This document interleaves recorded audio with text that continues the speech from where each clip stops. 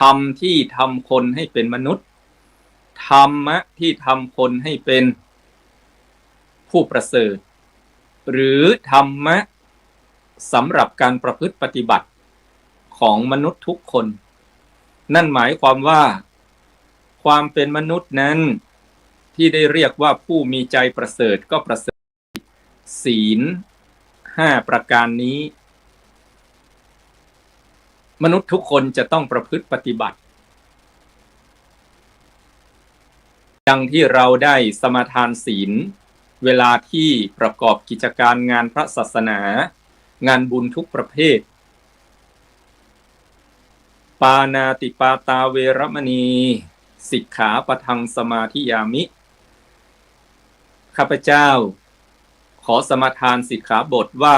จะงดเว้นจากการทำชีวิตสัตว์ให้ตกล่วงไปก็คือไม่เบียดเบียนชีวิตของสัตว์อื่นศีลข้อที่2สมาทานไม่ละเมิดทรัพย์สินของผู้อื่นศีลข้อที่3สมาทานไม่ละเมิดคนรักคนห่วงห้ามของคนอื่นศีลข้อที่4ไม่ละเมิดความสัตย์ความจริง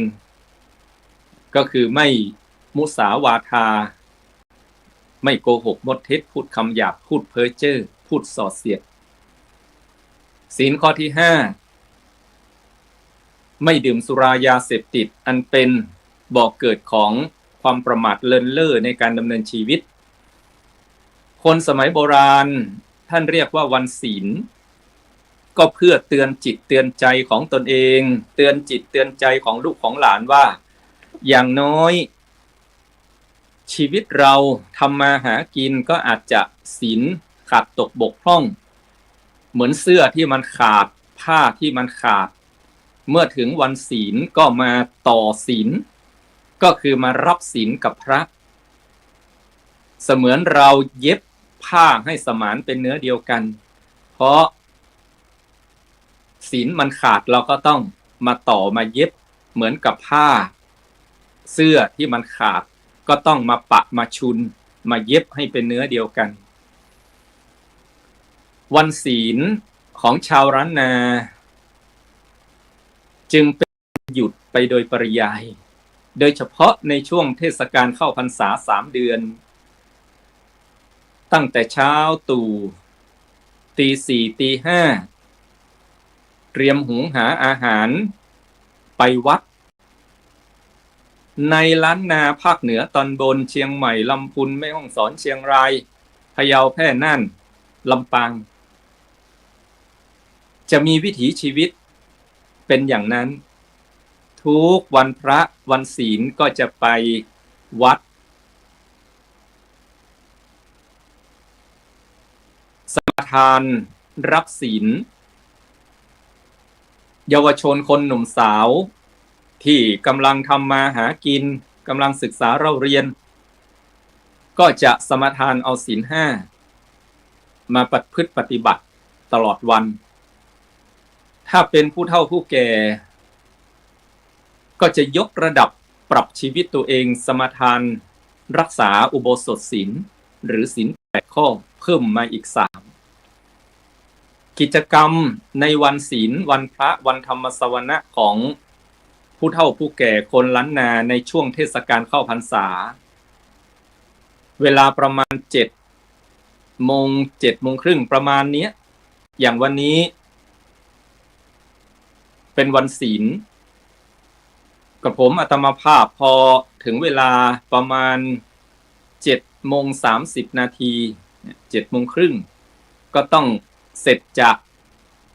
การออกอากาศในรายการธรรมะรับอรุณนี้แล้วก็ต้องไปประกอบพิธีให้กับสาธุชนญาติโยมที่มาทำบุญบนวิหารตอนนี้ลูกพระลูกเนนก็คอยต้อนรับพุทธศาสนิกชนอยู่บนวิหาร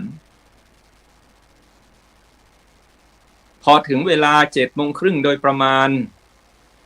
มัคคณายกก็จะนำเข้าสู่พิธีไหว้พระสมาทานศีล5เสร็จแล้ว พระภิกษุสงฆ์ก็จะสวดถวายพรพระ เสร็จแล้วก็จะมีการแสดงพระธรรมเทศนามัคคณายกก็จะกล่าวล้านนาภาคเหนือคือสุมาครัวตาลสุมาขันแก้วตังสามแล้วจึงจะเป็นการกล่าวถวายสังฆทานพระสงฆ์ให้พรวันทาหลวงวันทาน้อยอิทังยังกินจิแล้วก็ลาพระกลับบ้านแต่ยังไม่เสร็จคนที่ยังไม่กลับบ้านก็จะอยู่ที่วัดผู้เฒ่าผู้แก่อยู่ที่วัดลูกหลานก็จะนำอาหารมาให้พ่ออุ้ยแม่อุ้ยพ่อแม่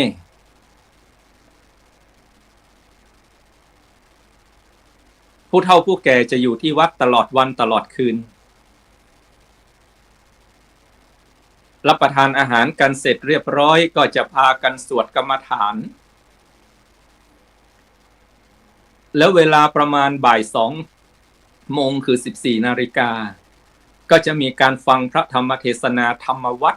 แบบล้านนาเมืองเหนือโดยพระภิกษุสามเณรในวัดถ้าญาติโยมในหมู่บ้านนั้นเยอะมีจำนวน5หรือ100หลังคาเรือนขึ้นไปคนมาฟังเทศเฉลี่ยว่าราคาละ1 คนแต่บางทีมาทั้งผัวทั้งเมียมาทั้งลูกพ่อแม่แต่เฉลี่ยว่าหลังคาละ1 คนเพราะบางคนก็อาจจะไม่ได้มาในวันพระนี้วันศีลนี้ไม่ได้มาก็จะมาวันศีลอื่นเฉลี่ยหลังคาละ1 คนเขาจะเทศนาธรรมธรรมวัดล้านนาเมืองเหนือเนี่ย3 ผูกนิมนต์พระภิกษุสงฆ์องค์สามเณรในวัดนั่นแหละในวัดพระภิกษุสงฆ์องค์สามเณรเองก็จะพากันฝึกเทศตลอดพรรษานี้เป็นการเผยแผ่เป็นการฝึกลูกพระลูกเณรในการเผยแผ่พระศาสนาล้านนาเรียกว่าโต๊ะธรรมตั้งแต่วันเข้าพรรษาเจ้าอาวาสก็จะโต๊ะธรรมคือเอาธรรมที่จะเทศตลอดพรรษานั้นซึ่งเป็นคัมภีร์ล้านนานี่แจกให้กับพระในวัดรูปนี้ได้วันพระนี้รูปนั้นได้วันพระนั้นพระเนนก็จะท่องจนคล่องปากได้ทำนองน้ำเสียงอยู่ตัวแล้วพอถึงเวลาในวันพระไหนที่ตัวเองรับผิดชอบก็จะรู้ตัวฝึกท่องให้คล่องปากให้ขึ้นใจอันนี้คือวิถีของชาวพุทธมาแต่โบราณปัจจุบันวันนี้ก็ยังประพฤติปฏิบัติกันอย่างนั้นอันนี้เรียกว่าวันศีลทั้งวันจะมีกิจกรรมทางพระพุทธศาสนาแล้วผู้เฒ่าผู้แก่ก็นอนวัดนอนเพื่อรักษาศีลทั้งศีล5และอุโบสถศีลคือศีล8วันศีลจึงเป็นวันที่รักษาหรือสมาทานศีล5อย่างเคร่งครัดกว่าวันอื่นใดในรอบสัปดาห์7 วันหรือยกระดับปรับชีวิตสมาทานเอาอุโบสถศีล8ให้สูงยิ่งขึ้นชาวพุทธจึงมีความแน่นแฟ้นกับพระพุทธศาสนามาแต่โบราณกาลวันพระก็ยกชีวิตจิตใจให้เป็นเสมือนพระผู้ประเสริฐวันธรรมสวนะก็หาโอกาสในการฟังพระธรรมคำสอนแห่งองค์สมเด็จพระสัมมาสัมพุทธเจ้าวันศีลก็ตั้งจิตรักษาศีลอย่างเคร่งครัดกว่าวันอื่นใดในช่วงเข้าพรรษานี้ทุกปีคณะสงฆ์ไทยก็จะมี การออกตรวจเยี่ยมโครงการหมู่บ้านรักษาศีล 5โดยมีคณะกรรมการกลางแห่งคณะสงฆ์ไทยอันนั้นเป็นคณะกรรมการบริหารใหญ่ในแต่ละหนซึ่งเมืองไทยนั้นมี4หนเหนือ16จังหวัดภาคเหนือตั้งแต่สุโขทัยจนถึงเชียงรายแม่ฮ่องสอนหนกลางก็ตั้งแต่กรุงเทพมหานครปทุมธานีอยุธยาเป็นต้นหนตะวันออกก็คือภาคอีสานหนใต้ก็ไปทางภาคใต้ก็จะมีคณะกรรมการกำกับดูแลออกตรวจเยี่ยมแล้วคณะสงฆ์ก็จะรณรงค์ให้ทุกจังหวัดทุกอำเภอทุกตำบลมีหมู่บ้านรักษาศีล 5แต่ละปีตำบลก็คัดเลือกหมู่บ้านในตำบล1หมู่บ้านส่งเข้ามาที่อำเภอเสร็จแล้วอำเภอก็จะคัดเลือกทั้งอำเภอเหลือให้เพียง1หมู่บ้านแล้วส่งไปที่จังหวัดเสร็จแล้วจังหวัดก็จะคัดเลือกในจังหวัดของตนเองให้เหลือเพียง1หมู่บ้านเรียกว่าหมู่บ้านรักษาศีล 5ดีเด่นประจำจังหวัดแต่ละจังหวัดเสร็จแล้วคณะกรรมการของแต่ละหนดังกล่าวก็จะออกตรวจเยี่ยมเพื่อติดตามการขับเคลื่อนโครงการหมู่บ้านรักษาศีล 5ของแต่ละหมู่บ้านปีละ1หมู่บ้านใน1จังหวัดปีนี้คณะสงฆ์จังหวัดเชียงใหม่ซึ่งอยู่ในเขตปกครองของภาค7มีเชียงใหม่ลำพูนแม่ฮ่องสอนก็คัดเลือกหมู่บ้านขับเคลื่อนหรือรักษาศีล 5ดีเด่นประจำจังหวัดเชียงใหม่1หมู่บ้านลำพูน1หมู่บ้านแม่ฮ่องสอน1หมู่บ้านกล่าวเฉพาะเชียงใหม่ได้คัดเลือกหมู่ที่10บ้านไร่ตำบลท่าผาอำเภอแม่แจ่มจังหวัดเชียงใหม่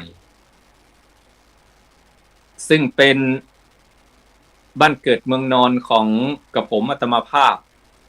เป็นเขตปกครองของคณะสงฆ์อำเภอแม่แจ่มก็ได้ขับเคลื่อนกิจกรรมที่ทำให้ศีล 5ข้อศีลข้อที่1 2 3 4 5เข้มแข็งในหมู่บ้านยิ่งขึ้นมาตั้งแต่ต้นของโครงการแล้วคณะกรรมการของหนเหนือจะตรวจเยี่ยมในวันที่18สิงหาคม2568นับจากวันนี้ไปก็เหลืออีก9วัน10วันโดยมีคณะกรรมการหนเหนือพระเดชพระคุณพระเทพรัตนนายกผู้เป็นประธานพระเดชพระคุณพระเทพสิงหวราจารย์ด็อกเตอร์รองเจ้าคณะจังหวัดเชียงใหม่เป็นรองประธานเป็นต้นจะนำคณะกรรมการซึ่งทราบว่าปีนี้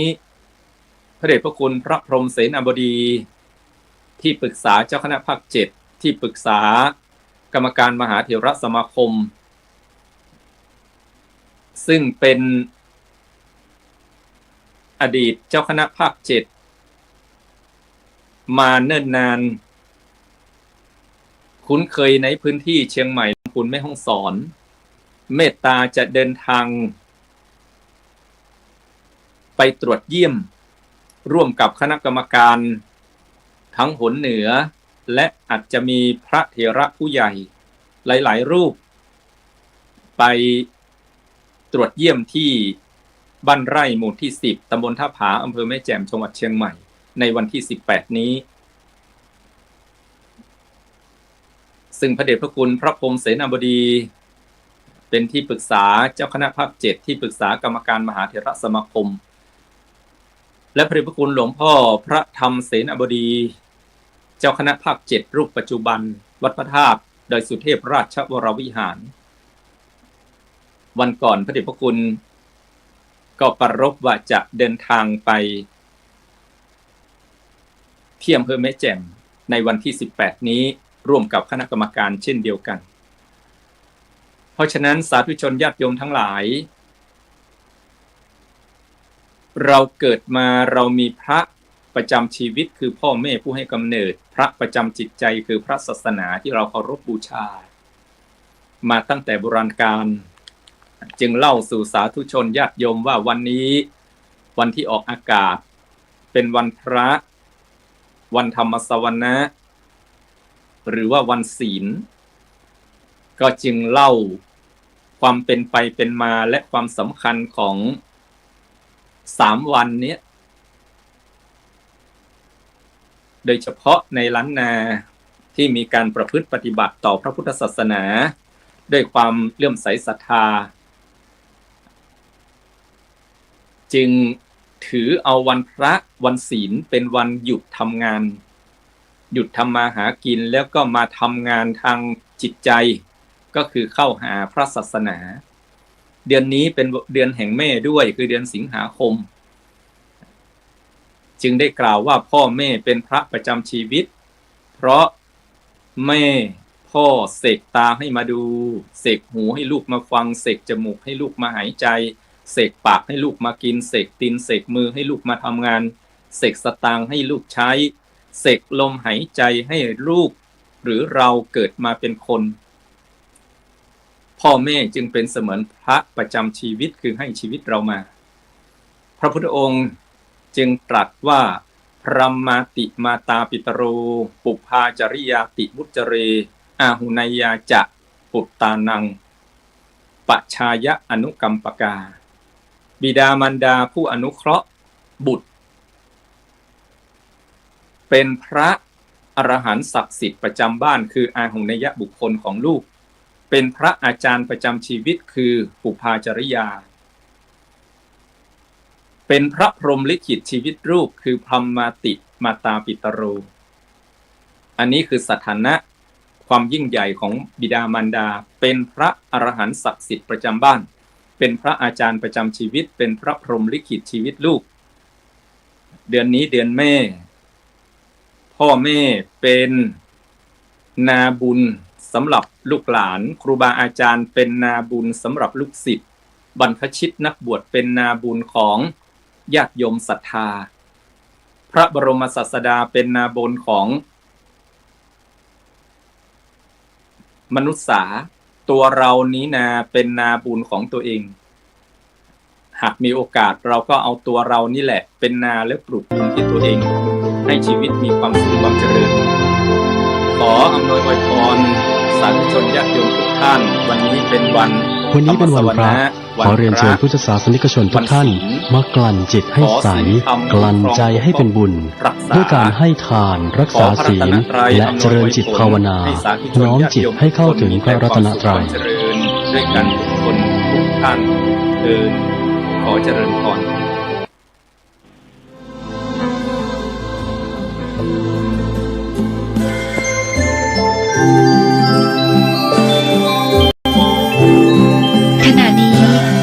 กำลังฟังสถานีวิทยุกระจายเสียง FM 104.5 เมกะเฮิรตซ์ เจริญสุขศรัทธาสาธุชนญาติโยมท่านพุทธบริษัททั้งหลายวันนี้รายการธรรมประทีปสองต่างก็ได้มาพบปะกับพ่อแม่พี่น้องศรัทธาสาธุชนญาติโยมแห่งครั้งหนึ่งครูบาอาจารย์ท่านบอกว่าอย่าไปวัดเพื่อดูฐานอย่าไปบ้านให้ดูครัวคำว่าไปวัดให้ดูฐานนี่คืออย่างญาติโยมฐานก็คือห้องน้ำหรือว่าฐานเป็นที่คับที่ถ่ายที่ของสกปรกไป ไปวัดให้ดูฐาน ไปบ้านให้ดูครัวฐานที่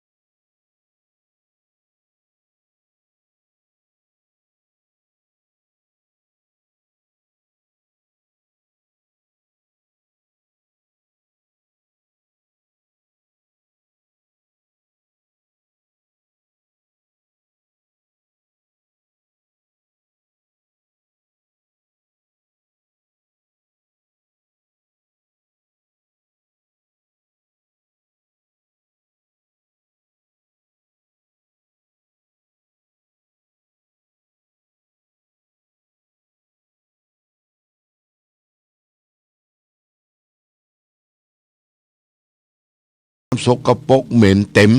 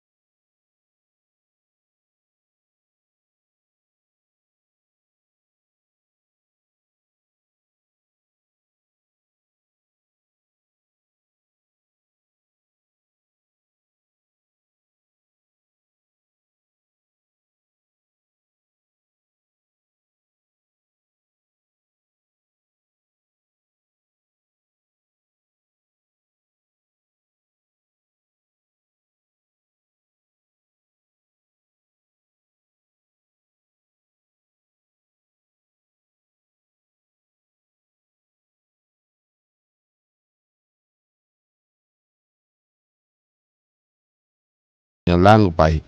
ครั้งที่สองล้างครั้งที่สามนี่นะคือซ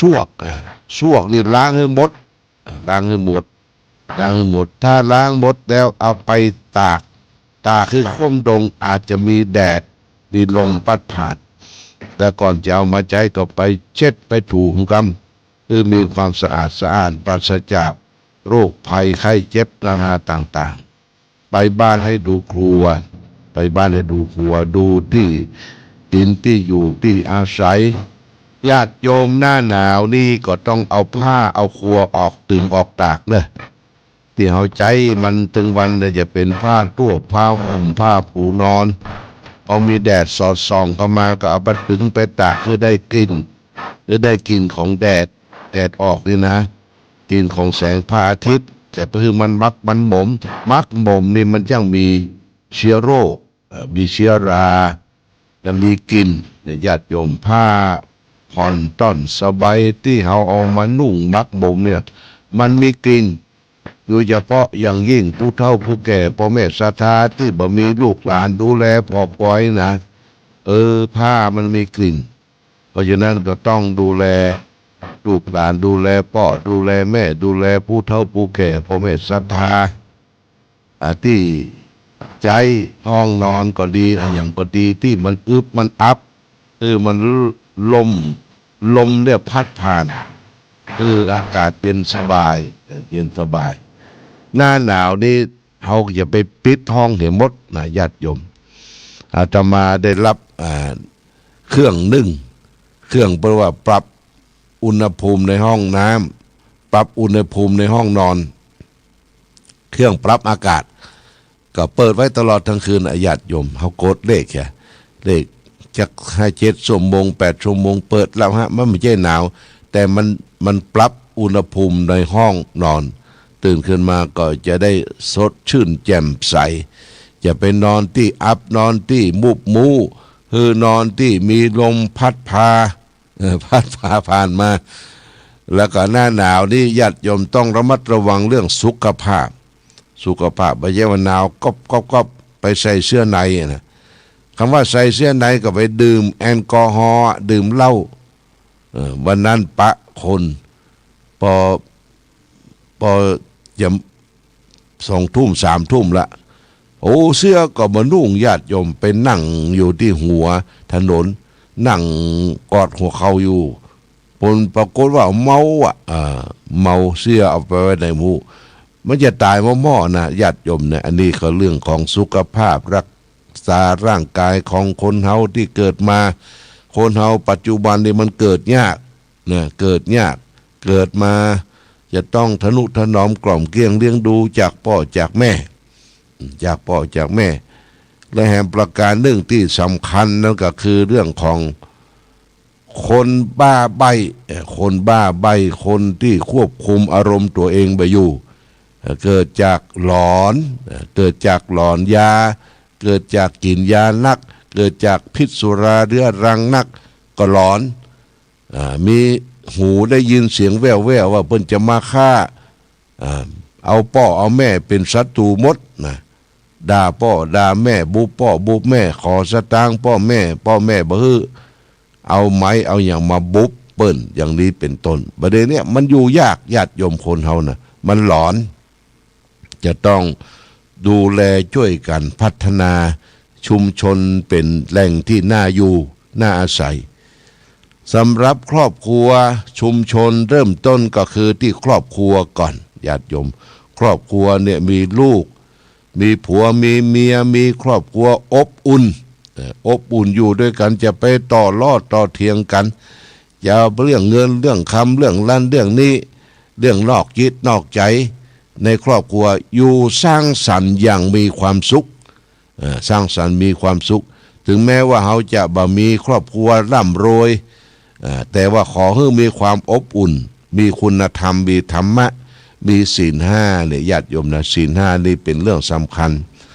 ศีลข้อหนึ่งก็คือที่เรารักษาคือเว้นจากการฆ่าสัตว์ตัดชีวิตเบียดเบียนสัตว์เล็กสัตว์น้อยแม้แต่มนุษย์อยู่ร่วมกันในโลกเนี่ยอย่าไปเบียดเบียนกันอย่าไปทำร้ายซึ่งกันและกันศีลข้อที่2ที่ศีล5ที่เปิ้นบัญญัติไว้คือบ่ให้ล่วงละเมิดไปลักไปจกไปแมดไปเอาของคนอื่นมาเป็นของตนอย่าไปค้าขายที่กดเดียวอย่าไปเบือดอย่าไปบัง ญาติโยมนะบางคนนี่กล้าขายเปิ้นกดเดียวเบียดบังโลภอำของคนอื่นมาเป็นของตนมือยาวตีนยาวสาวได้สาวเอาไปเม็ดของเปิ้นน่ะบทโทษของภัยก็ฮักเนี่ยผิดศีลข้อ2เนี่ยอทินนาทานากาเมละอทินนาทานาเวละมณีสิกขาเว้นจากการถือเอาสิ่งของที่เจ้าของบ่ได้ให้ด้วยการยิบฉวยขโมยของคนอื่นศีลข้อที่3พึงเว้นจากล่วงละเมิดของรักของชอบใจคนอื่นเขาก็คือบัญญัติศีลข้อที่3นี้ไว้เพื่อสังคมอยู่ร่วมกันอย่างมีความสุขระหว่างผัวและเมียอย่าไปนอกอกนอกใจกันออกอกนอกใจมี2มี3มีน้อยมีใหญ่เนี่ยญาติโยมความเดือดร้อนวุ่นวายเกิดขึ้นถึงวันเนี่ยโอ้เพราะตัณหาตัวเดียวตัณหาคืออย่างตัณหาคือความทะยานอยากได้เปิ้นมาเป็นของตน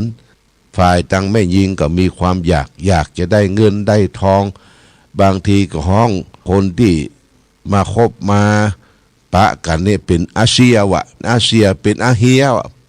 บางวัน7เหี่ยวปบตันต้องเสาะสตางไปฮื้อเขาญาติโยมนะอันนี้ต้องระมัดระวังแล้วก็แตกแยกละครอบครัวแตกแยกเจ้าบ้านเจ้าจองเล่าหน้าติชินดินทาเล่าหน้าจาขวนมันไม่ใช่พระเอกหายนะพิษศีลพิษธรรมความเสื่อมเสียเกิดขึ้นกับสังคมครอบครัวเกิดขึ้นครอบครัวแตกแยกเนี่ยเฮาพอเตอะในทีวีก็เหมือนกันดาราแยกกันว่าเอามาลงข่าวลงหยังปะโทลงข่าวลงหยังแยกกันไปเนาะความทุกข์เท่านั้นน่ะนี่ญาติโยมนี่คือผิดศีลข้อที่3ศีลข้อที่4อู้จาจะไปอู้ปดมดเท็จอู้ที่เป็นสัจจะความจริงบ่ฮู้บ่หันจะไปนำมาอู้ญาติโยมเปิ้นเล่านะเขาว่าอย่างอันนะอย่าเปิ้นเล่ามาเขาว่าอย่างอันละหูหันก็แล้วก็เล่าสาธยายบรรปลายก็เกิดความหายนะความเสียหายเกิดขึ้นนี่ก็พระพุทธเจ้าบัญญัติศีลข้อที่4ห้ามกล่าวมุสาวาทพูดเท็จหลอกลวงคนอื่นเขาอู้สัปปะวาจาเก็บกรรมเหนือกรรมใต้มาโพธนาคือเกิดความแตกแข็งแตกแยกกันเนี่ยญาติโยมนะบดีผิดศีลข้อที่4ศีลข้อที่5คือสุราเมรยะมัชฌะปมาทัฏฐาเวรมณีพึงเว้นจากการเสพสิ่งเสพติดคือโทษมีสุรายาเมาเป็นต้นนะศีลข้อที่5เนี่ยสำคัญเหลือเปิ้นเป็นศีลข้อใหญ่ข้อที่5เนี่ยถ้าศีลข้อ5ผิดเนี่ยมันจะลามมันจะพลาบลามไปถึงหมดอะฆ่าไผก็ได้ทะเลาะไผก็ได้ลักยกของคนอื่นแย่งชิงเอาได้หมดถ้ากินเหล้าเมายามาละนะแล้วก็ผิดลูกผิดเมียของคนอื่นเขาเก่าเพราะศีลข้อที่5เนี่ยญาติโยมนะเพราะมันผิดละมันเมาละบักให้รู้เรื่องก็ควบคุมสติตัวเองตัวเก่าบ่อยู่นี่สำคัญศีลข้อที่5รวมถึงสุรายาเมายาเสพติดถือโทษถือตาเปิ้นยาเสพติดนี่เปิ้นอย่าบัดไปทำลายต้นต่อที่มันผิดต่างประเทศที่เปิ้นผิดส่งเข้ามาขายในประเทศไทยเนี่ยทำลายต้นต่อเฮาก็ค้าก้าวถึงท่านนายกทักษิณในสมัยที่ท่านเป็นนายกรัฐมนตรีพระบาทสมเด็จพระเจ้าอยู่หัวรัชกาลที่9ท่านบอกว่าท่านนายกทักษิณช่วยดูเรื่องของยาเสพติดอย่าให้เกิดมีพิษมีภัยต่อบ้านต่อเมืองท่านนายกทักษิณก็น้อมรับว่าจะปราบดูแลยาเสพติดบินไปต่างประเทศต้นต่ออย่างรอบบ้านเฮาเนี่ยไปบอกจะไปยะจะไปพลิษส่งไปขายเมืองไทยบ่ได้เยาวชนลูกหลานจะติดยาเสพติดถึงหมดในเมืองไทยก็ปราบแล้วก็ภัยต่อสู้ก็ยิงขว้างจนในสมัยท่านนายกทักษิณเนี่ยปลอดจากภัยยาเสพติดถือโทษบ้านเมืองก็อยู่สุขวันบันใจลูกก็กลับมาอยู่รับความอบอุ่นจากพ่อจากแม่ประเด็นนี้มันปิกมาหำละญาติโยมนะสังคมปัจจุบันไอ้ยังปิกมาหำแล้วตูเจ้าประสงค์ก็สอนอบรมพร่ำสอนอยู่ทุกเมื่อเจื่อวันมันบ่ใครชนะกับ ผู้คนทั้งหลายนะญาติโยมต้องช่วยกันเฝ้าดูแลระวังดูต้นเหตุดูที่มันเกิดขึ้นก็แจ้งเบาะแสให้ทางราชการผู้ปราบยาเสพติดให้ได้รับทราบเป็นห่วงหมู่เฮาและญาติโยมเราชาวพุทธทั้งหลายเนี่ยพระพุทธเจ้าท่านตรัสสอนว่าเราชาวพุทธทุกคนนั้นควรที่จะมีความสุขทางกายมีความสุขทางใจความสุขทางกายก็ปราศจากโรคภัยไข้เจ็บกินร้อนนอนอุ่นตื่นมาแช่มชื่นเบิกบานจิตใจความสุขทางใจก็เป็นผู้เข้าใกล้พระพุทธพระธรรมพระสงฆ์มีพระรัตนตรัยเกิดขึ้นไปที่ไหนมีพุทโธธัมโมสังโฆแล้วก็อยู่ในจิตในใจอยู่ตลอดเวลาเพราะฉะนั้นความสุขเล็กๆน้อยๆเนี่ยพึงแสวงหาอย่าไปหาอันโทษมาใส่ตนใส่ตัวไปคิดโลภเบียดบังอำของคนอื่นเนี่ยอย่าไปแยะเด็ดขาดเนี่ยญาติโยมไปกล้าไปขายไปกาดไปลีหรือเขาไปซื้อขายจ่ายแลกสตางค์เปิ้นหล่ำมาเนี่ยเอาไปคืนเปิ้นเวยเปิ้นทอนมาหล่ำมาไปคืนไปไว้เจ๊ใบใจโชคดีละญาติโยมนะเปิ้นอาจจะบ่ฮู้ทอนสตางค์ผิดมาว่าโอ้เปิ้นอุตส่าห์ไปเสาะหน่อนางหางไม้พักไม้ใช้เครือเสาะปูเสาะป่ามาขายมือดำตีนดำนุ่งเสื้อผ้าก็บอมแวมไปซื้อขายเฮาเอาสตางค์ใบ100เปิ้นทอนมาทอนมา400ป่ายนึกว่าเป็นใบ500เลยญาติโยมจะว่าโชคดีได้ไปใจเนอะของเปิ้นนะของเปิ้นจะไปถือมาเป็นของตนเอาไปคืนเปิ้นสลัมมาบาท2 บาทก็เอาคืนเปิ้นไปและก็ญาติโยมท่านสาธุชนทั้งหลายไปกาดไปลีเนี่ยนะไปซื้อของที่มาจากป่าจากเขาที่คนทุกข์คนยากคนลำบากเสาะเจ้ากินค่ำเปิ้นมาขึ้นมาขายจะไปกำของเปิ้นปิ้นไปปิ้นมาจะซื้อก็บ่ซื้อกำปิ้นไปปิ้นมาแล้วไปขอต่อรองเปิ้นมันลำบากซื้อกันเหมาะกันไปญาติโยมมีเมตตาเหมาะกันไปบางครั้งโอกาสเวลาอาตมาภาพจ้างผ่านไปทางแม่สวยนะทางแม่สวยแล้วก็ปีกมาจะเข้ามาทางบ่อน้ำมันผ่านแม่สวยเข้ามาไปทางเส้นนี้ระหว่างทางมีชาวเขามาขายของป่าหรือพี่น้องตังเจียงตุงเนี่ยหิมป่าไม้เพิ่นมาขายของป่ามาขายปีพ่องขายอย่างหลายๆอย่างเนี่ยเขาก็ซื้อญาติโยมซื้อมาไว้ช่วยเขาบ่ฟักแก้วฟักมนซื้อช่วยเขาจักข้านอย่างต่างๆซื้อช่วยเขาเขามีโอกาสวันนี้ตุลุงบ่ได้ขายสักบาทเตื้อนั่งเฝ้าตั้งแต่เจ้าละนี่ก็ซื้อเพื่อแผ่ตาลไปตัวได้ของมาตัวญาติโยมนะอันนี้คือจิตใจกว้างจะไปจิตใจแคบญาติโยมคือจิตใจกว้างจิตใจเบิกบานแจ่มใสเราชาวพุทธเนี่ยมีจิตใจเบิกบานแจ่มใสอันนี้ก็อูจาทักทาปราศัยเก็บสิ่งละเล็กละน้อยมามาโพธนาว่า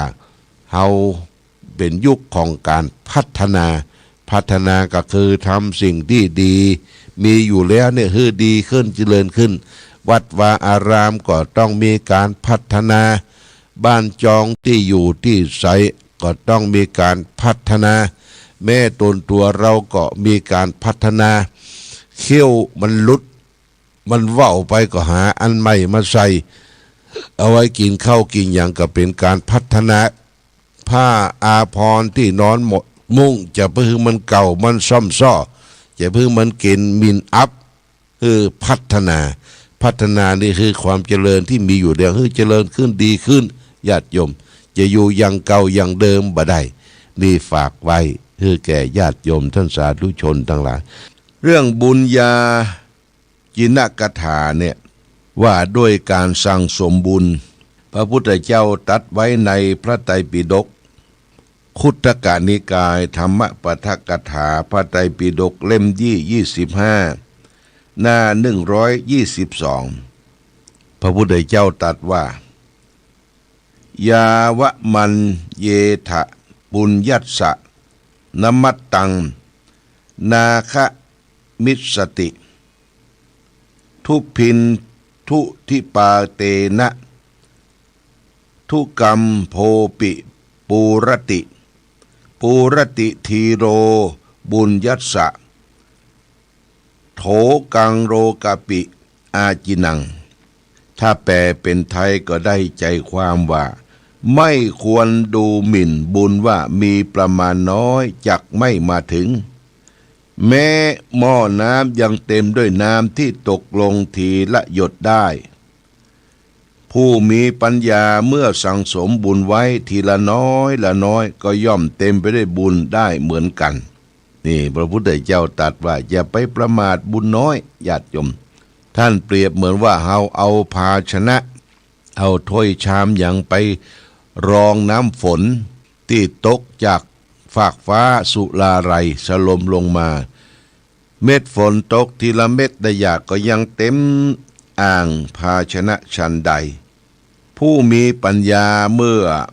สั่งสมบุญไว้ทีละน้อยละน้อยก็ย่อมเต็มไปด้วยบุญได้เหมือนกันทีนี้กิริยาญาติโยมกิริยาของการทำบุญการทำบุญนั้นมีกิริยาที่จะต้องทำบุญเกิดจากการรักให้ทานบุญเกิดจากการรักษาศีลบุญจากเกิดจากการเจริญสมาธิภาวนาทานศีลภาวนาเนี่ยเป็นหลักบุญใหญ่เป็นกิริยาของการทำบุญการให้ทานก็เป็นส่วนหนึ่งการได้ไปรักษาศีลก็เป็นส่วนหนึ่งการได้ปั้มเพ็งเจริญภาวนาไหว้พระสวดมนต์ก็เป็นส่วนหนึ่งเนี่ยมันจะต้องครบทั้ง3ประการในญาติโยมการให้ทานเป็นจะต้องเป็นจะใดจะต้องให้ทานทานคือให้อามิตรและสิ่งของที่เราควรให้แก่คนบุคคลที่ควรให้เช่นให้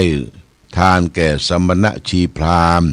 พระภิกษุสงฆ์ผู้ปฏิบัติดีปฏิบัติชอบให้โภชนะอาหารอุปถัมภ์ท่านด้วยปัจจัย4ปัจจัย4นั่นก็มีอาหารการกินที่อยู่อาหารการกินผ้าเครื่องนุ่งห่มอาหารการกินอาหารบิณฑบาตที่อยู่อาศัยแล้วก็ยารักษาโรคดูแลพระภิกษุสงฆ์เป็นปกติให้ท่านได้อยู่ได้สุขสบายทั้งกายทั้งใจเพื่อจะได้ประพฤติปฏิบัติธรรมนี่คือให้บริโภคให้ด้วยปัจจัย4ให้ทานด้วยอามิตรคือสิ่งของการทำบุญกิริยาประการที่2นั่นก็คือการรักษาศีลทำไมเราจะต้องรักษาศีลญาติโยมศีลแปลว่าปกติปกติกายปกติวาจาทุกคนเมื่อกายวาจาของตนเองปกติบุคคลผู้นั้นถือว่าเป็นผู้มีศีลเป็นผู้มีความสงบกายวาจาศีลอยู่กับผู้ใดผู้ใดนำศีลนำไปประพฤติปฏิบัติผู้นั้นก็จะมีความสุขสงบไม่ไปเบียดเบียนใครไม่ไปโลภไปเบียดไปบังทรัพย์สินของคนอื่นเขาไม่ผิดลูกผิดเมียคนอื่นเขาแล้วก็ไม่ทำร้ายตัวเองด้วยสุรายาเมายาเสพติดก็มีความสุขละเนี่ยศีลเป็นแห่งบุญเป็นสายบุญส่วนหนึ่งที่จะทำให้เกิดความสุขก็คือศีล5เนี่ยง่ายๆประพฤติปฏิบัติง่ายๆจากนั้นจากศีลขึ้นไปชั้นหนึ่งก็คือได้เจริญสมาธิภาวนาเป็นอย่างใดเป็นจะใดเราจะต้องมานั่งเพื่อเกิดสมาธิภาวนาภาวนาเนี่ยเป็นกรอบที่จะทำให้จิตใจสงบเย็นสุขอื่นใดจะเกิดจากความสงบไม่มีแต่สุขความสงบที่จะมีต้องสงบใจก่อนเมื่อใจเป็นประธานใจเป็นนายกายเป็นบ่าวเมื่อใจสงบแล้วกายก็สงบวาจาก็สงบเราจะพบเห็นทางหนทางแห่งความสุขเกิดจากการภาวนาภาวนามี2ประการคือสมถภาวนาภาวนาเพื่อให้เกิดอุบายให้ใจสงบ เช่นเราจะภาวนาสัก10 นาที5 นาทีที่ไหนที่อื่นก็บอกว่าเราและท่านทั้งหลายตั้งจิตใจสงบให้พิจารณาถึงบุญกุศลให้พิจารณาถึงทานศีลที่เราได้ทำแล้วจะสงบสัก5 นาทีสมถกรรมฐานเป็นอุบายทำให้ใจสงบวิปัสสนากรรมฐานตัวที่2เนี่ยคือยกระดับจิตใจของตนเองให้สูงขึ้นโดยพิจารณารู้สภาพสังขารของตนเองการเกิดดับของสังขารรู้แจ้งเห็นจริงในกองสังขารรู้จักธาตุสี่ดินน้ำลมไฟรู้จักใจที่ประกอบด้วยเวทนาสัญญาสังขารและวิญญาณแยกแยะออกเป็นส่วนโดยไม่ติดข้องไม่ติดอยู่ในรูปในเสียงในกลิ่นในรสในโผฏฐัพพะทั้งหลายนี่แสดงว่าเราพิจารณาเข้าวิปัสสนารู้แจ้งเห็นจริงเพราะฉะนั้นการประพฤติปฏิบัติเข้าวิปัสสนากรรมฐานเนี่ยถือว่าเป็นบุญชั้นสูงนะญาติโยมบุญชั้นยอดนี่จึงมีโครงการเข้าวิปัสสนากันทั่วไปเพื่อจะดึงให้ญาติโยมให้มีความสุขตั้งกายและตั้งใจได้อย่างแท้จริงคือความสุขกายสุขใจเนี่ยเป็นเป้าหมายในทางพระพุทธศาสนาพุทธศาสนาที่เรายอมรับนับถือทุกวันเนี่ยคือต้องการให้ญาติโยมท่านสาธุชนทุกท่านมีความสุขตั้งกายและก็ตั้งใจความสุขตั้งกายนี่มีวรรณะผิวพรรณอันผ่องใสมีร่างกายปราศจากโรคภัยไข้เจ็บนานาต่างๆไม่ทุพเป็นคนทุพพลภาพความสุขตั้งกายก็อิ่มเอิบเบิกบานจิตใจโยมเห็นลูกในแง่ดีบางครั้งไปหันความชั่วหันยังมาผ่านตั้งตาหูจมูกลิ้นกระใจก็มองโลกในแง่ดีนี่คือความสุขตั้งใจก็จะเกิดขึ้นเพราะฉะนั้นขอฝากเรื่องบุญกิริยาให้ญาติโยมท่าน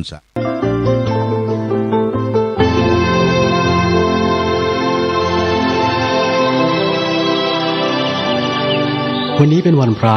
ขอเรียนเชิญพุทธศาสนิกชนทุกท่านมากลั่นจิตให้ใสกลั่นใจให้เป็นบุญด้วยการให้ทานรักษาศีลและเจริญจิตภาวนาน้อมจิตให้เข้าถึงพระรัตนตรัย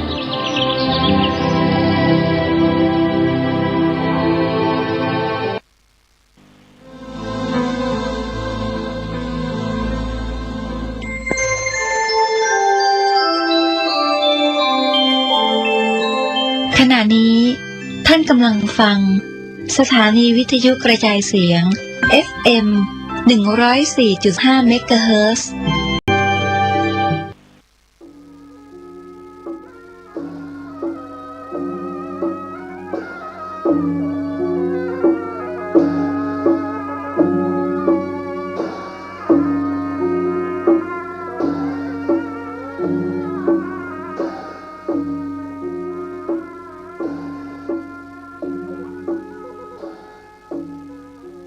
ความเจริญในธรรมและความผาสุกทางใจจงได้บังเกิดมีกับท่านสาธุชนคนดีผู้เจริญในศีลผู้เจริญในธรรมทุกท่านพร้อมกันนี้ขอยกมือ10 นิ้วกราบอาราธนาคุณพระศรีรัตนตรัยมีคุณของพระพุทธเจ้าพระธรรมพระสงฆ์คุณงามความดีที่ท่านทั้งหลายได้กระทำบำเพ็ญมาในอดีตและกำลังจะทำเวลานี้คุณพ่อคุณแม่ผู้ให้กำเนิดคุณครูบาอาจารย์ผู้ประสิทธิ์ประสาทวิชาความรู้เชื่อบ้านเชื่อเมืองเชื่อวัดเชื่อวาพระสายามเทวาธิราชสิ่งศักดิ์สิทธิ์ทั้งหลายอันมีพระบรมธาตุเจ้าโดยสุเทพและครูบาเจ้าศรีวิจัยนักบุญแห่งล้านนาไทยเป็นต้นขออาราธนาและเชิญชวนมาปกปักรักษาท่านผู้ฟังทุกท่านเพื่อมีความสุขกายสุขใจสุขกายให้ปราศจากโรคภัยไข้เจ็บอันร้ายแรงที่เป็นอุปสรรคการต่อการดำเนินชีวิต สุขใจนั้นคือปราศจากซึ่งความโลภความโกรธความหลงความอิจฉาริษยาความอาฆาตพยาบาทชิงดีชิงเด่นซึ่งกันและกันขอความสุขอันสมบูรณ์นี้บังเกิดมีกับท่านทั้งหลายทุกท่านก่อนที่จะได้ดำเนินรายการต่อไปนั้นขอเชิญชวนมวลท่านอุบาสกอุบาสิกาท่านผู้รับฟังรายการทุกท่านได้พร้อมใจกันไหว้พระเจ้าเพื่อให้เป็นสิริมงคลว่าพร้อมกันว่าดังจะเป็นดังแก่ดังพอให้พอดีอะระหังสัมมาสัมพุทโธภควาพุทธังภควันตังอภิวาเทมิกราบสวากขาโตภควตาธัมโมธัมมังนามัสสามิกราบสุปฏิปันโนภควโตสาวกสังโฆสังฆังนะมามิกราบหันทะมะยังพุทธัสสะภควโตบุพภาคณะมะกะลังกะโลมะเสนะโมตัสสะภะคะวะโตอะระหะโตสัมมาสัมพุทธัสสะนะโมตัสสะภะคะวะโตอะระหะโตสัมมาสัมพุทธัสสะนะโมตัสสะภะคะวะโตอะระหะโตสัมมาสัมพุทธัสสะพุทธังสรณังกัจฉามิธัมมังสรณังกัจฉามิสังฆังสรณังกัจฉามิตุติยัมปิพุทธังสรณังกัจฉามิตุติยัมปิธัมมังสรณังกัจฉามิตุติยัมปิสังฆังสรณังกัจฉามิตติยัมปิพุทธังสรณังกัจฉามิ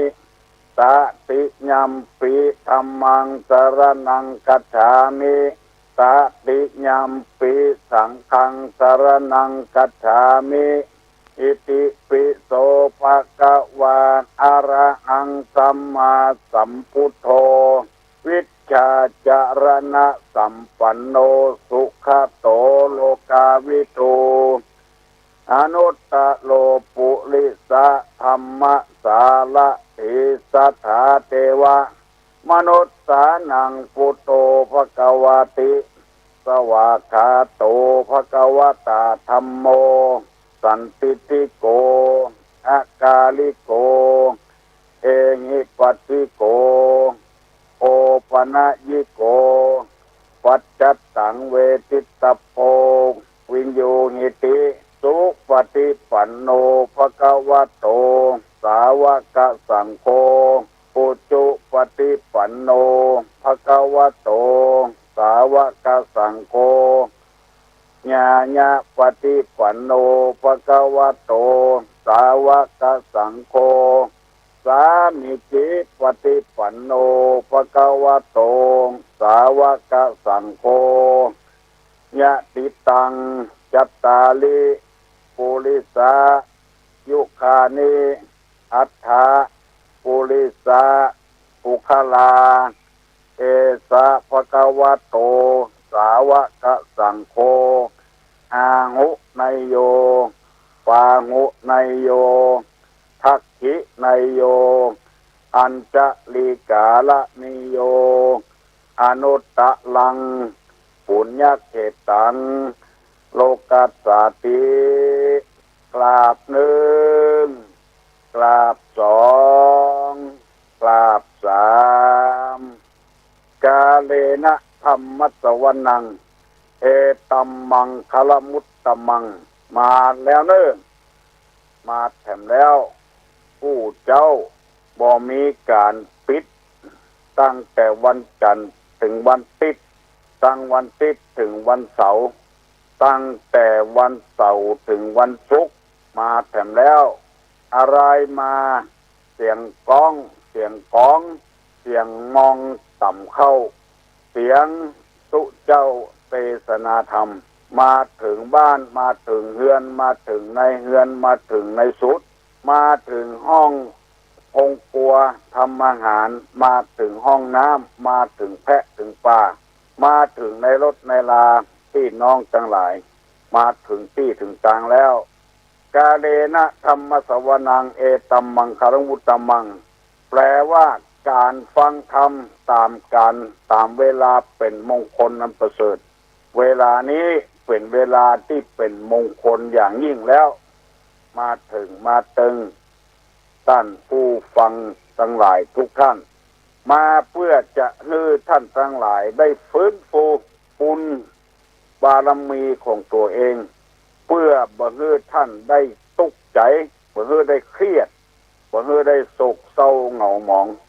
แสวงหาความสุขเพิ่มเติมขึ้นใส่ตัวนักๆโดยวิธีเอาธรรมะมาแก้มาไขเพื่อเป็นแบบเศรษฐกิจเพียงพอที่เฮาตุกถึงวันนั้นเพราะเหตุว่าเฮามุ่งแสวงผลประโยชน์เพื่อได้เหมือนใจนักเกินไปเมื่อมันคาดหวังเฮาก็เลยตกใจทำแบบที่พระพุทธเจ้าทำมาบ่ผิดแล้วมัชฌิมาปฏิปทาคือเดินตามสายกลางจะไปเครียดนักจะไปฮึกเหิมนักอยู่ตามสายกลางดีนักลำไปก็ทำให้คนอื่นจังบดีล้ำไปก็ทำให้สังคมเดือดร้อนดีมอกพอให้พอดีตามสายกลางแล้วเขาจะบรรทุกใจเขาจะบรเครียดตามที่เขาได้ศึกษาพุทธประวัติมาว่าก่อนที่พระพุทธเจ้าจะตรัสรู้มีมารส่งธิดามารมาผจญคือส่งความตัณหาราคะความเครียดมาก่อนทำให้พระพุทธเจ้าบ่ได้ตรัสรู้เรียกว่านางตัณหานางราคานางอรดีมายั่วยวนกวนจิตกวนใจพระพุทธเจ้าเมื่อธิดามารมากวนใจบัชนะบัสามารถหมู่มารก็มาผจญแทนที่เฮาหันในหูกเปิ้นวาดขายกันทั่วไปมีจ้างมีเสือมีสิงมีนาคมีคุดมีงูเลี้ยวเกี่ยวก่อนมาแย่งชิงเอาบัลลังก์คือแต้นแก้วพระพุทธเจ้าก็สามารถที่จะไปเชื่อกรรมเขาได้มานึกถึงความดีที่ทำมาในอดีตชาติ10 ชาติด้วยกันเป็นผลสำเร็จหมดพญามารก็กระจัดกระจายที่เอาเครียดกันถึงวันทุกถึงวันเพราะเหตุว่าเฮาบ่ได้นำเอาความดีของเฮาที่สร้างมาชนะกับมันเฮาก็เลยตุกนักตุกกับลูกบ่ฟังคำพ่อกับแม่ตุกเป็นหนี้เป็นสินเปิ้นตุกเพราะเหตุว่า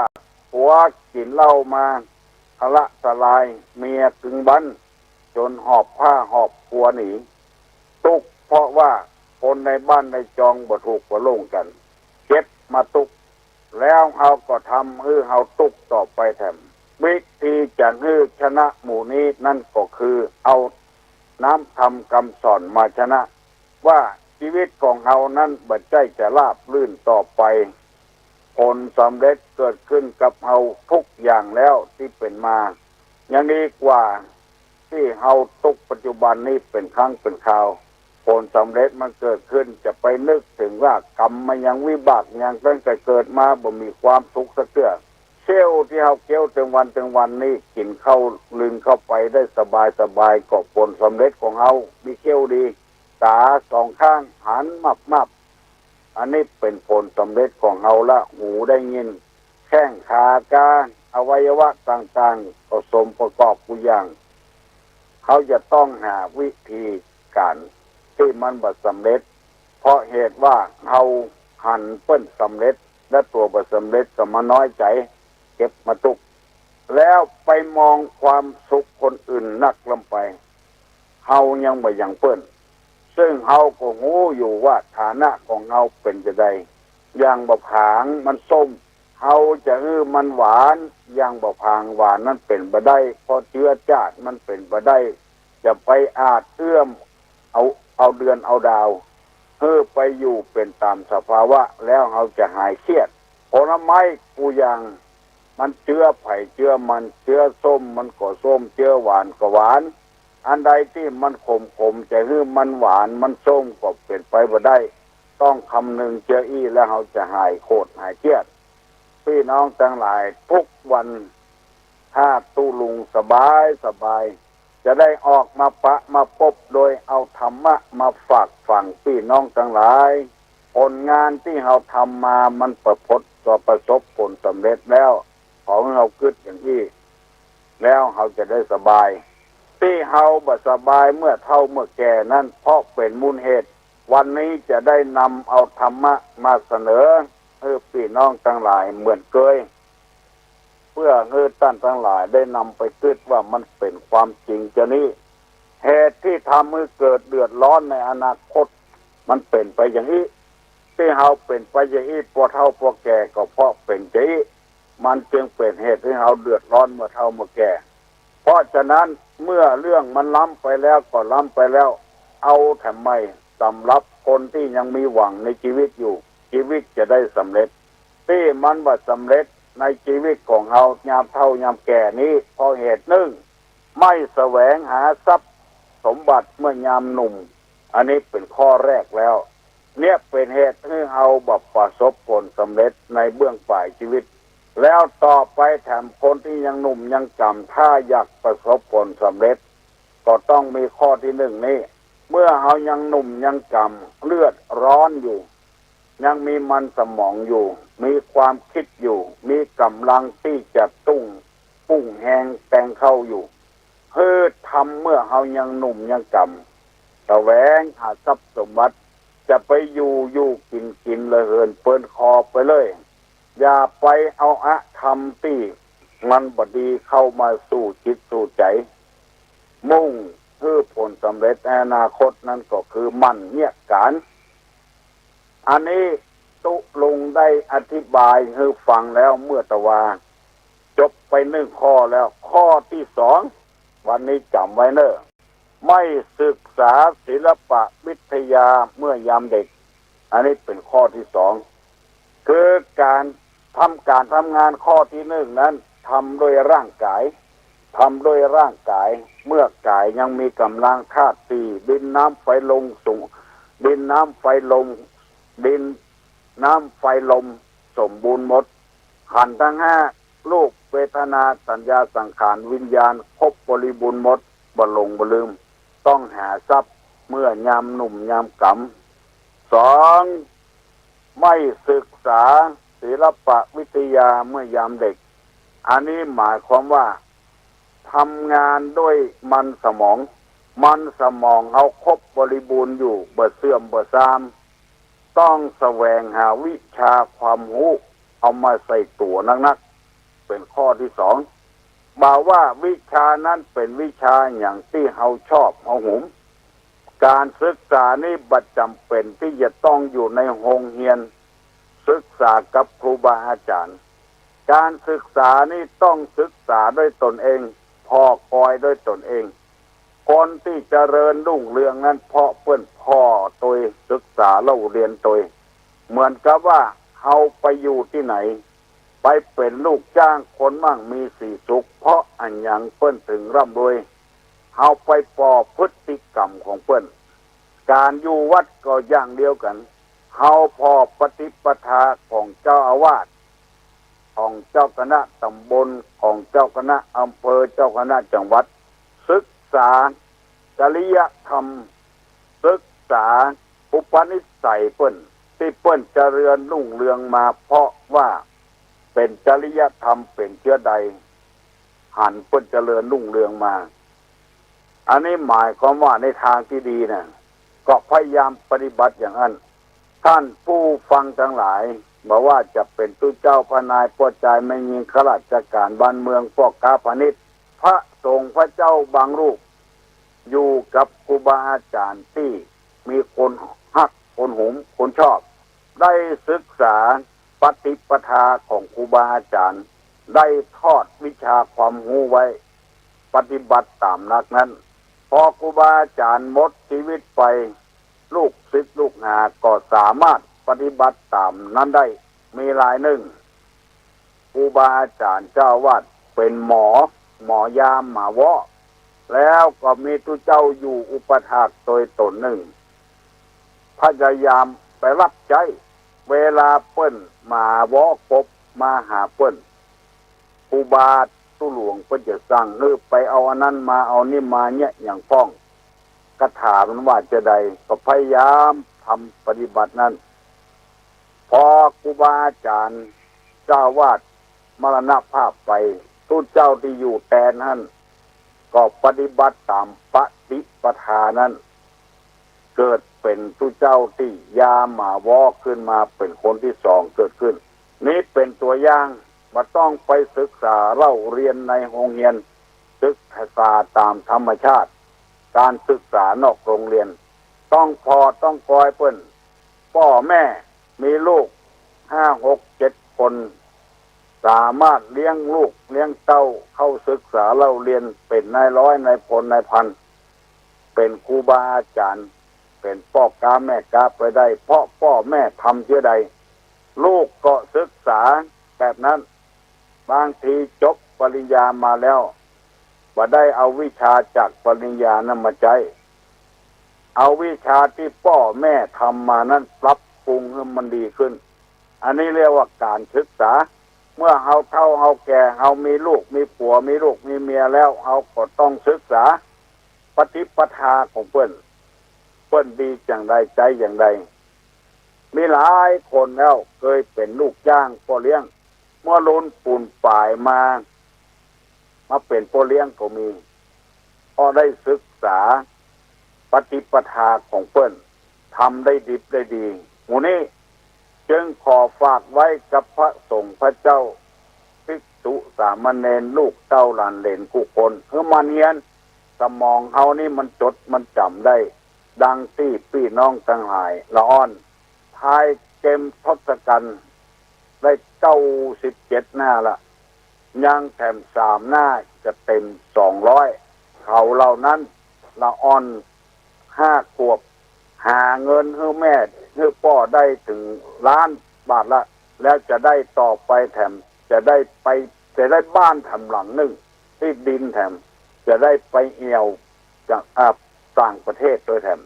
เพราะว่าศึกษาเล่าเรียนความรู้ต่างๆเกิดขึ้นมาจะไปคิดว่าความรู้น้อยเดียวต่ำกว่าเปิ้นยอบกว่าเปิ้นนิทานในธรรมบทบอกไว้ว่ามีบุรุษเปรี้ยคนหนึ่งคนเปรี้ยนี่ก็คือคนง่อยคนแขนขาพิการบ่มีความรู้อะไรอย่างบ่ได้ไปศึกษาเล่าเรียนพ่อแม่ก็จนวันหนึ่งก็ไปอยู่กับละอ่อนเลี้ยงควายได้กินข้าวกับละอ่อนเลี้ยงควายไปวันและบุรุษเปรี้ยคนนี้มีวิชาอยู่อย่างเดียวคือดิดขี้ควายที่เปิดเนี่ยขึ้นไปบนต้นไม้เป็นหูกต่างๆจะเอาหูกงัวหูกควายดีดขึ้นไปติดใบไม้จะเป็นหูกงัวหูกควายมีวิชาเดียวอยู่กับหมู่เลี้ยงควายเปิ้นเตะห่อเข้าก็ได้กินด้วยเปิ้นหมู่เลี้ยงควายก็บอกว่าขอฟาดหูกหมาให้กันว่าก็เป็นดีดขึ้นไปเป็นหูกหมาที่ใบไม้ข้างบนดีดขึ้นไปก็เป็นหูกหมูหูกแมวอยู่หั่นวันหนึ่งนั่งอยู่ที่ใต้ต้นไม้กำลังดีดที่เปอะขึ้นต้นไม้ปรากฏว่าพญาเจ้าเมืองมาเพิ่นแห่แหนแต่นแต่กันมาหมู่ละอ่อนเลี้ยงควายก็ปากันหนีเหลือพระกะบุรุษเปรี้ยคนเดียวคนเป็นขี้เปรี้ยนะไปบัดตานเพิ่นล้นบัดตานเพิ่นก็นั่งอยู่ต้นไม้หั่นพระราชาพักอยู่ต้นไม้น่ะแงนขึ้นทางบนหั่นเป็นลูกไก่ลูกหมูลูกเป็ดลูกหมาลูกงัวลูกควายพระราชาก็เปิงใจถามว่าใครเป็นคนมาทำนี่มูฮัมหมัดก็บอกว่าถ้าจะบุรุษคนนี้ก็เปี้ยคนนี้ก็พระราชาก็บอกว่าหนูเธอจงทำลูกกระต่ายให้ฉันดูสิพระราชาบังการบุรุษเปี้ยก็ได้พยาค่าเขาดีดขี้เปอะขึ้นไป เป็นหูกกระต่ายพระราชาเปิงใจบอกว่าเขามีคนหนึ่งเป็นอามาตย์ของเขาปากนักเอายังบัดตันได้มันไปก่อนนะคนปากนักบัดดักฟังไผ่เสื้อเขาจะเอาคือบุรุษเปียเนี่ยดีดขี้แปะเขาใส่ปากมันและจะฮับได้ก่อนจะเอาไปเข้าในวังเวลามันออกมาคำใดก่อนดีดเขาใส่ปากมันบุรุษเปียก็ฮับกรรมของพระราชาแต่วันหนึ่งพระราชาก็นัดเข้าไปคือมันอยู่ในผ้ากั้งผ้าม่านเจาะงูไว้เนี่ยงูหนึ่งเพื่อจะได้ดีดขี้แปะเข้าปากอมาตย์ผู้นี้วันหนึ่งอมาตย์ทั้งหลายเปิ้นขึ้นไปกราบทูลพญาเจ้าเมืองพญาเจ้าเมืองถามกำใดบุรุษถามกำใดอมาตย์คนนั้นก็น้ำบ่ไหลไฟบ่ดับออกมามันนั่งอยู่ตรงที่เจาะงูผ้ากั้งไว้พอมันมากำใดบุรุษเปี้ยก็ดิดที่แปะเขาใส่จับปากมันพอดีเลียปากเลียคอแล้วก็ลืนไปกินไปนักแกก้ากินที่แปะเข้าไปคำเดียวก็หน้ามืดตาลายห้ากลงโลเป็นที่แปะประตูเสียงก็เลยถามว่าอามาตย์เป็นอะไรไม่รู้พระเจ้าค่ะมันทราบเหมือนกับที่แปะนี่พระราชาก็บอกว่าเจ้าเนี่ยกินที่แปะไปกึ่งเปียดละเลยก็บอกความจริงให้ฟังตั้งแต่หั่นเป็นต้นมาอามาตย์คนนั้นก็บอกปากนักซ้ำละเพราะท่านปากนักมันไปจึงได้กินที่แปะตั้งแต่หั่นมา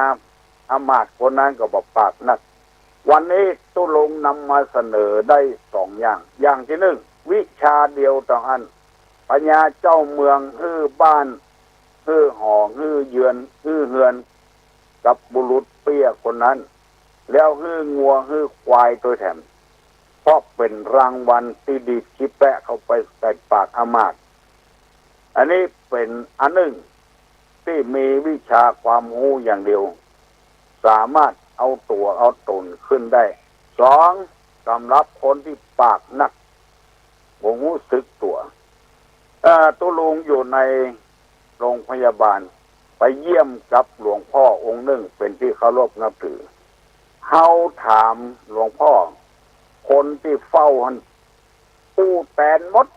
บ่เปิ้นหลวงพ่อได้สกรรมเฮาถามไปกำใดหลวงพ่อก็จะอ้าปากมันก็ปากแตนเปิ้นเนี่ยมดหูพ่องบ่หูพ่องแตนเปิ้นเนี่ยประตกประเชียงกินยาอย่างใดเป็นจะได้หมอมาหากี่เตื้อมันแตนหลวงพ่อไปหมดคนเนี้ยถ้ามีอย่างสมัยก่อนมีบุรุษเปี้ยในถ้าอย่าโดนขี้แปะละเขาต้องฟังเนี่ยก่อนไปฟังล่วงล้ำเพื่อนถามผัวพุ่นเมียตอบลุบสอนตัวเนอะประเดี๋ยวนี้นะคือพิจารณาเนี่ยก่อนเพื่อนถามลูกเพื่อนพ่อมันตอบแม่มันตอบแทนลูกเพื่อนใครกับกันก็เปิดโอกาสให้เพื่อนพ้องอย่าไปแทนอย่าประตกประเสียงเนอะจำไว้เนอะมีกูบ้านกูจองมีกูหอกกูเฮือนเพื่อนถามพ่อหลวงพุ่นว่าประชาชนมีเท่าใดมีกี่หมู่บ้านแม่หลวงแอกกระแตกตอบไปอย่าประตกประเสียงอันเนี้ยมันล้ำกันดีบดีจะโดนขี้แปะสักวันเพื่อนถามกำนั้นแม่กำนั้นปากไปก่อนบ่ได้ถามตัวเก่าเพื่อนถามครูบาอาจารย์ลูกศิษย์นั่งเฝ้าไปลุบมันมีอยู่2 อย่างวันนี้นำมาเสนอข้อที่1วิชาความรู้วิชาเดียวสามารถแปะตัวไปเนื้อแปะตัวได้2คนที่ปากนักคือพยายามระงับปากเสียพ้องเพื่อนถามนายอำเภอปลัดตอบแทนมันไม่ใช่เรื่องความประสงค์เพื่อนจะเอาอันใดอันหนึ่งนี่เถอะสมมุติว่าจะเอาบอกแขวงมันขมบางเพื่อนสกรรมไปเอาฟ้าทลายโจรเพื่อนเนี่ยเพื่อนจะต้องการบอกแขวงขมฟ้าทลายโจรก็ขมอย่างเดียวกันนะแต่มันบ่เหมือนกันอันเนี้ยที่ตุลุงนำมาเสนอให้พี่น้องทั้งหลาย บางทีเปิ้นมีความประสงค์จะอู้กับคนหนึ่งมันสบายใจเพราะบ่ได้ปะบ่ได้พบกันมาเมินแล้วได้อู้กันพ้องเปิ้นถามแม่ลูกตอบเหรอถามพ่อลูกตอบเหรอถามพ่อผัวแม่ผัวลูกยิงลูกสะใภ้ไปตอบแทนเหรอถ้าคนใดได้ฟังตุลุงวันนี้ก็ขอฮืดตั้นทั้งหลายย่างไว้เห็นก่อนวิชาความรู้แสวงหาไปเตอะอย่างเดียวเท่านั้นสามารถมีชื่อมีเสียงได้ขอฮือเอากันแต่อนาคตต้องเจริญรุ่งเรืองสดใสแน่นอนตุลุงบ่อยากอู้เรื่องส่วนตัวสักน้อยจำเป็นต้องอู้ในสมัยโบราณเพิ่นมีธรรมมหาชาติ13กันตั้งแต่กกรถึงนกรกันตุลุงเลือกเทศตุจกกันเดียวปรับปรุงให้มันดีมันงามขึ้นเพื่อตามกาลสมัยก็ปรากฏว่าคำว่าตุจกนี้ก็เป็นที่หูกันทั่วไปแล้วเป็นตุลุงทองแม่ลิมวิชาเดียวนะก็ตุจกนั่นแหละจนมหาวิทยาลัยเปิ้นหันว่าทำตุจกกันเดียวเนี่ยมันสามารถประยุกต์เป็นธรรมะได้เปิ้นก็เลยสนองความต้องการเป็นผลสำเร็จในอนาคตเมื่อเฒ่าเมื่อแก่ได้รับปริญญาโทโดยเปิ้นหมู่นี้เป็นต้นของศึกษาเล่าเรียนเถอะอนาคตจะสดใสแน่นอนผู้ที่จะเดือดร้อนเมื่อรุนนะผู้ที่บ่ศึกษาเล่าเรียนอันอย่างสักอย่างติ้วปุ่นก็ติ้วเมื่ออายุ10ปลายจนพอ50ปลายก็ติ้วปุ่นตะฮอดบ่เดียวบ่เป็นสลาดด้วยเปิ้นสักเตื้อวัดอันวัดนี้กี่ตารางเมตรกี่ตารางวาจะเสียงปุ่นเท่าใดเสียงแห่เสียงหินเท่าใดบ่ได้ศึกษาด้วยเปิ้นอยู่กินอย่างคนโบราณเปิ้นว่าพบเท่าเฝ้าเกาดอกบัวเฝ้าอยู่ที่เกาดอกบัวนะ4 เดือน5 เดือนก็เฝ้าอยู่นั่นน่ะดอกบัวมีเกสรดอกไม้หอมหมู่แม่เพิ่งหมู่แมงปู้เอาไปเหี่ยหมดเอาเกสรดอกไม้ไปทำรังพ่องเอาไปทำน้ำหัวพ่อง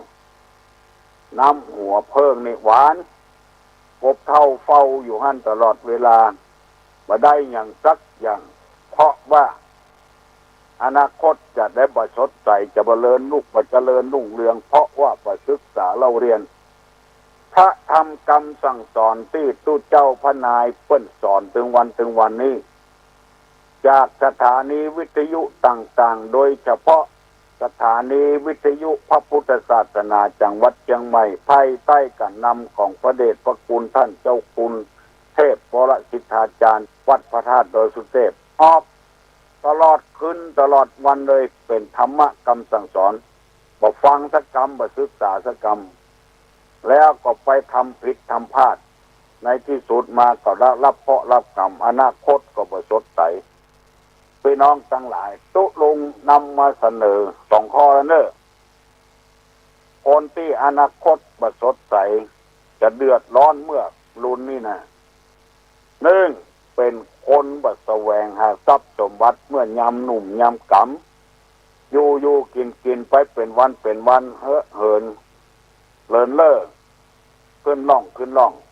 2บ่ศึกษาเล่าเรียนศิลปวิทยาอย่างแปลงข้าวต้มกล้วยแปลงขนมจ๊อกต้องไปพอกไปกอยเปิ้นจะไปว่าบ่ปอกทำไปเตอะย่างบ่เหลือก็ถึงปอกกินพอใจขอฝากไว้อันนี้เป็นธรรมในทางพระพุทธศาสนาการทำงานนี้ใจร่างกายการศึกษาเราเรียนนี้ใจมันสมองไปพอกอยคนปลูกลำไยตึงหดน้ำตึงใส่ปุ๋ยขายกิโลได้8 บาท9 บาทคนไปซื้อเอามาขายได้กำไรขายได้กิโล14-15 บาทลองคิดใจพอลองเฮาเนี่ยตึงปีได้9 บาทเขาเอาเฮามาขายกำเดียวได้ไป6 บาท7 บาทแล้วเมื่อถึง5 วันได้กำไรกิโล6 บาท10 กิโลก็60 100 กิโลก็600 1,000 กิโลก็6,000เฮาได้9,000อย่างเก่าซึ่งปีใจใส่ดูแลมันแถม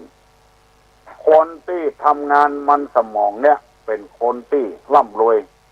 ค้าขายก็ลายล่องต้องบ้านเตียวเมืองก็มีกำไรอันนี้ก็ขอให้ปาการศึกษาเราเรียนพระธรรมมือในพระธรรมคำสั่งสอนกว่าที่จะมาถึงเฮานี่ไปแก้ง่ายๆทีแรกพระพุทธเจ้าจะบัดเทศเธอไปฟังแล้วพญาพรหมชื่อเท้าสหัมบดีพรหมมานิมนต์พระพุทธเจ้าจึงเทศมาถึงหูเฮาแล้วเฮาบ่ฟังแล้วอนาคตมันจะสดใสเจริญรุ่งเรืองเท่าใดปฏิบัติธรรมไปเถอะปอกออกไม่ออกที่เสนอมาเงือตุลุงฟังเนี่ยขออนุโมทนาสาธุตัวที่ท่านทั้งหลายสนใจในธรรมะคนอยู่ในศีลกินในธรรมเนี่ยเป็นคนที่มีความสุขกายสุขใจมีลูกน้องดีลูกน้องมีปฏิปทาเอาที่ครูบาอาจารย์ไปใจเจริญรุ่งเรืองขึ้นเอาจะสังเกตว่าบางตนบางองค์เนี่ยพอเฒ่าพอแก่คำว่า70 80บ่มีลูกศิษย์ลูกหาที่จะมาช่วยมาเหลือในยามเฒ่ายามแก่ซักผ้าก็ซักคนเดียวบิณฑบาตก็บินกินคนเดียวบ่มีลูกศิษย์ลูกหาช่วยเหลือเพราะว่าเมื่อยามหนุ่มยามกำบ่ศึกษาเล่าเรียนไอ้อย่างไว้มาเคร่งคัดอยู่ในศีลในธรรมลูกศิษย์ลูกหาใหญ่ขึ้นมาหนีหมดไปสร้างความเจริญที่อื่นบ่ได้เอาปฏิปทาของครูบาอาจารย์ไว้เพราะฉะนั้นก็ออกแม่ออกตุลุงนำมาเสนอให้ฟังลองพิจารณาไปเถอะมันจะถูกเท่าใดผิดเท่าใดก่องแก้ไขเอากันคนเดียวไผ่คนเดียวมันของนี้กว่าที่เราจะได้ฟังนั้นมันเป็นของยากเอามาให้ฟังขำบ้านขำในเฮือนขำบนเฮือนขำในที่นอนในที่สุดขำห้องน้ำห้องส้วมไปแพะไปปากกับวิทยุไปตอยมาแถวนี้อะไรกันยังบอกฟังเตื้อกับบ่งูจะว่าจะได้ละบ่งูจะห้องเพลงจะได้กันฟังแล้วประเดี๋ยวนี้มัน6:35 นาทีแล้วเนอะลูกเนอะไอ้ยังบอกลูกเนี่ยเนอะฮัลโหลวันช้าจะลูกเจ้าโอ้ปะแกตื่นเจ้าอะเนาะตื่นกี่โมงนะ5 โมงก็ตื่นแล้วเนาะคือขัดเจ้าพอถามสมัยแต่ก็เจ้าถามหยังอ่ะคือขัดเจ้าเลยเป็นพูดตรงอย่างอันจะบอกอยากจะให้ทุกวันที่ทุกงานอย่างว่าพระพุทธเจ้าการมาจากก่อนผู้การพระเวสสันดรอย่างที่เจ้าเลยแต่ว่าจะมีเล็กขายกับว่าใครหูดึง10 จาดน่ะโอ้เป็นพญาเวสสันตละก็เป็นนะเป็นเจ้าสุทนก็เป็นเป็นกุศลาชก็เป็นหมู่นั้นเปิ้นปั้มเพลงแต่ละอย่างเป็นเจ้ามโหสถก็เป็นถ้าจะว่าถึงหมดมันกดจ้าเนาะลองถามคุณเฒ่าคนแก่ทั้งบ้านก็เนาะสถานีวิทยุนี่มันนั่นข้าเจ้าได้ยินเรื่องพวกไหนสองแล้วมันเปิดไม่ฮัดยกที่โมนนี่เฮ้ยขายที่ไหนเนาะแต่ละจาดมันโมนต่อสู้กับมารกับยักษ์โต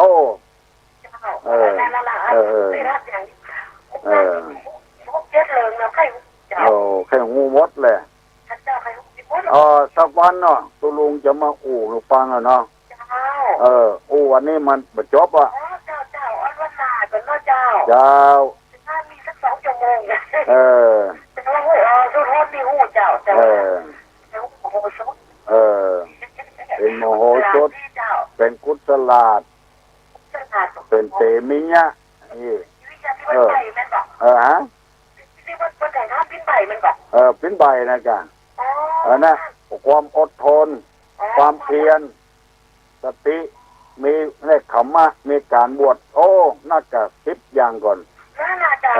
สร้างบารมีมาไหวจ่าแต่อีกนะลุงเนาะ10 จาดพอ ฟังไปเลยเนาะตุลุงจะให้เราฟังบุญรักษาเนอเอาลูกเนอไผ่ยังบัดตันลูกของลูกเนี่ยเนอบ้านปากแกเป็นผู้ลูกแล้วขอบอกบุญมายังญาติโยมทั้งหลายตัวเนอไผ่ไข่ตาลตึงตาลใส่ล้อตาลคุยตาลกองตาลชิงตาลฉาบ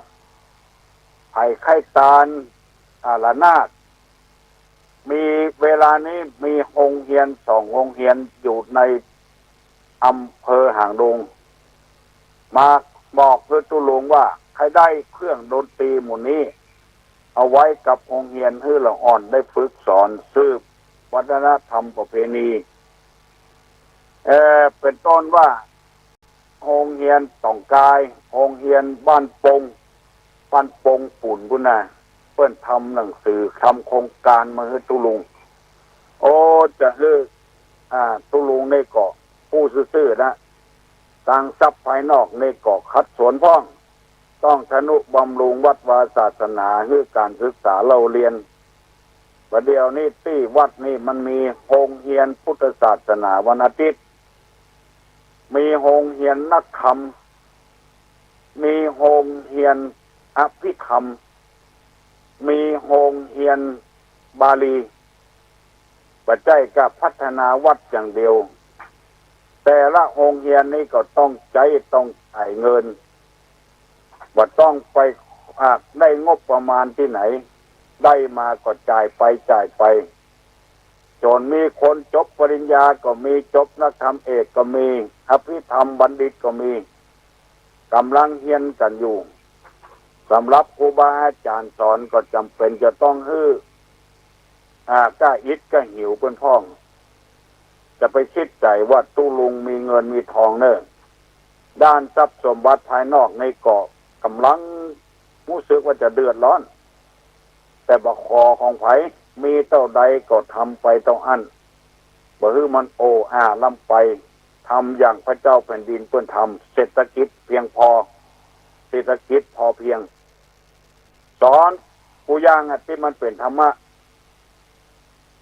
สอนให้ไปเรียนปริญญาก็มีต้องฮื้อการลดการลางพ้องสำหรับคนที่มันยากมันจนคนรวยนี่มันตึงบ่มาอยู่วัดอยู่ว่าคนยากจนทั้งนั้นเพราะฉะนั้นถ้าไผ่มีจิตศรัทธาใครร่วมทำบุญกับตุลุงที่เปิ้นมาขอซึ้งสะล้ออย่างหมู่นี้ก็ขอเมตตาเนอะ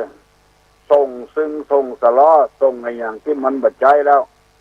เอามาฮื้อตุลุงแล้วจะฮื้อเปิ้นไปคัดไปแปลงคนเดียวหรือจะส่งตัวเงินมาเท่าใดก็ได้10 บาท20 บาท50 บาทตุลุงจะเก็บหอมรอมริบไว้เอาไปซื้อเอาไปสนองความต้องการของโรงเรียนต่างๆที่เพิ่นต้องการความจริงซึ่งสะล้อนี่ถึงครบชุดนี่มันประมาณ10,000 ป่ายตุลุงตีบเอามอบโรงเรียนบ้านกาดหาวไปนี่ประมาณ16,000 บาทเนี่ยแต่ว่าคนบ่ได้คำนึงถึงสิ่งเหล่านี้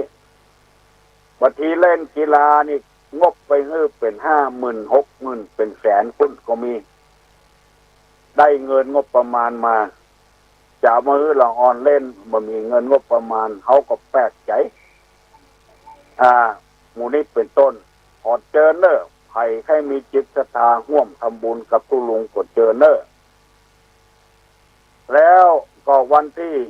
นี้เป็นวันศีลเนออย่าไปลืมมาทำบุญตักบาตรเข้าวัดเข้าวากันนักเราใดดีต่ออันแสดงว่าบ้านเมืองเอานี้อยู่ดีมีสุขมีกินแล้วก็มีตานตัวพระสงฆ์พระเจ้าที่อยู่ในวัดในวาบ่มีอาชีพอย่างเป็นรักเป็นแรงนอกจากอาศัยต้องกับศรัทธาตายกตาญิกาแล้ววันนี้ที่ตำบลดอนแก้วตั้งแต่วัดบกปุวัดดอนแก้ววัดโศกพนารามวัดปิยารามวัดสันเมืองวัดพระนอนเวลาบ่ายโมงคือศรัทธาตึงตำบลดอนแก้วเนี่ยมารวมกันที่วัดสันเมือง พิ่นจะมีธรรมะสัญจรภาคพรรษาอำเภออื่นๆที่ตุลุงไปหันนั้นเพิ่นเอากันเมื่อคืนอันนี้เฮาเอากันเมื่อวัน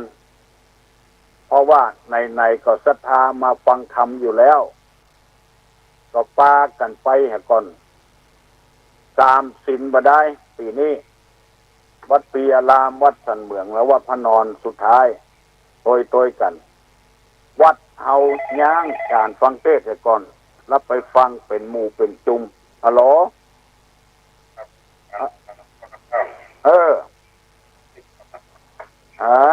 จากวัดวังสิงห์คำครับวัดวังสิงห์คำท่านพ่อครูวิสิตนี้ขอเมตตาผู้ช่วยประกาศประชาสัมพันธ์สำนักข่าววัดธรรมสัญจรวันนี้ของตำบลประแดดลงที่วัดเกาะกลางครับวัดเกาะกลางเนาะ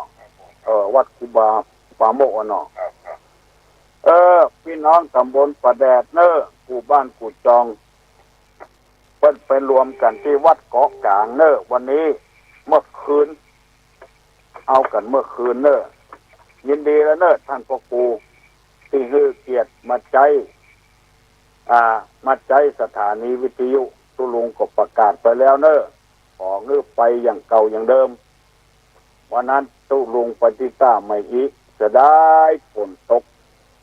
โอนมาไปเที่ยงเอาแต่เอาว่าอบต.เพิ่นให้งบประมาณฮัลโหล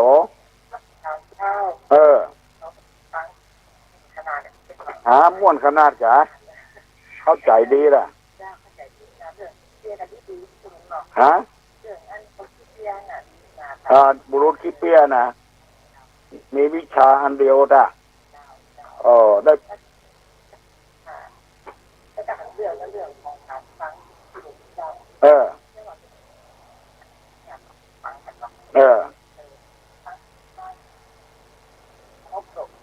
มันนะมั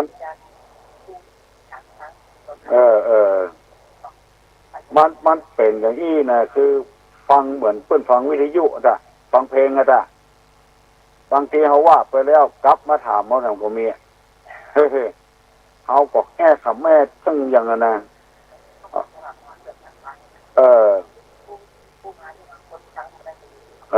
คน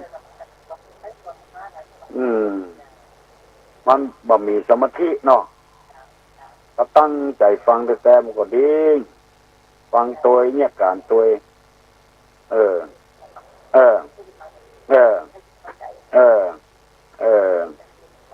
ผู้เจ้าบางโสนเนี่ยตกใจเลย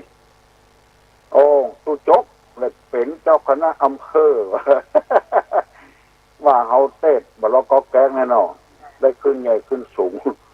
มันมีวิชาเดียวเนาะกระเทศตู้จกเนาะเป็นพามชูชกชื่อมันพามชูชกมันมีประวัติมันอย่างนี้เมื่อนุ่มก็ไปเนี่ยการมาศึกษาเล่าเรียนอย่างปุ่มก็ขอสตางค์เพิ่นให้เรื่องมันยาวอยู่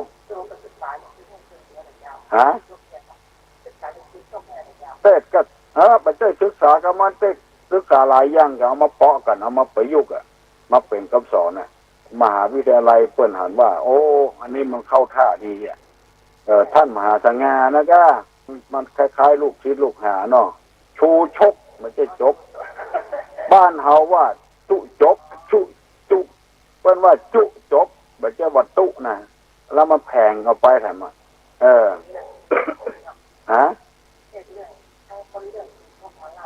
มาเล่าให้ฟังพามชูชกมันอยู่เมืองสาวัตถีหนีไปอยู่เมืองกะลิงกะลาดเพราะขอทานอย่างเดียวมันได้คำถึง100กหาปณะก่อนแล้วเอาไปฝากกับว่าครับกระกุนขี้ไล่กับพ่อแม่นางมิตรตานะเมื่อโลนมาของเพื่อนไปจ่ายมันก็เลยได้เมียงามเหมาเอาใหม่เอาลูกเพื่อไปเป็นเมียมันเนี่ยก็อย่างว่านะได้มาด้วยความว่าบริสุทธิ์นั่นแหละก็เมื่อโลนมาก็ไม่ได้อยู่กับเมียสักคำเรื่องมันยาวเทศตุจกกันเดียวเนี่ยค่อยบ้านค่อยเมืองนะจนได้รับปริญญาโทวิชาเดียวแต่ว่าเขาไปเรียนอย่างอื่นเอามาประยุกต์เข้าเหตุการณ์ให้มันทันสมัยเนาะมันเป็นอย่างเงี้ย ตู้จบกันเดียวนะ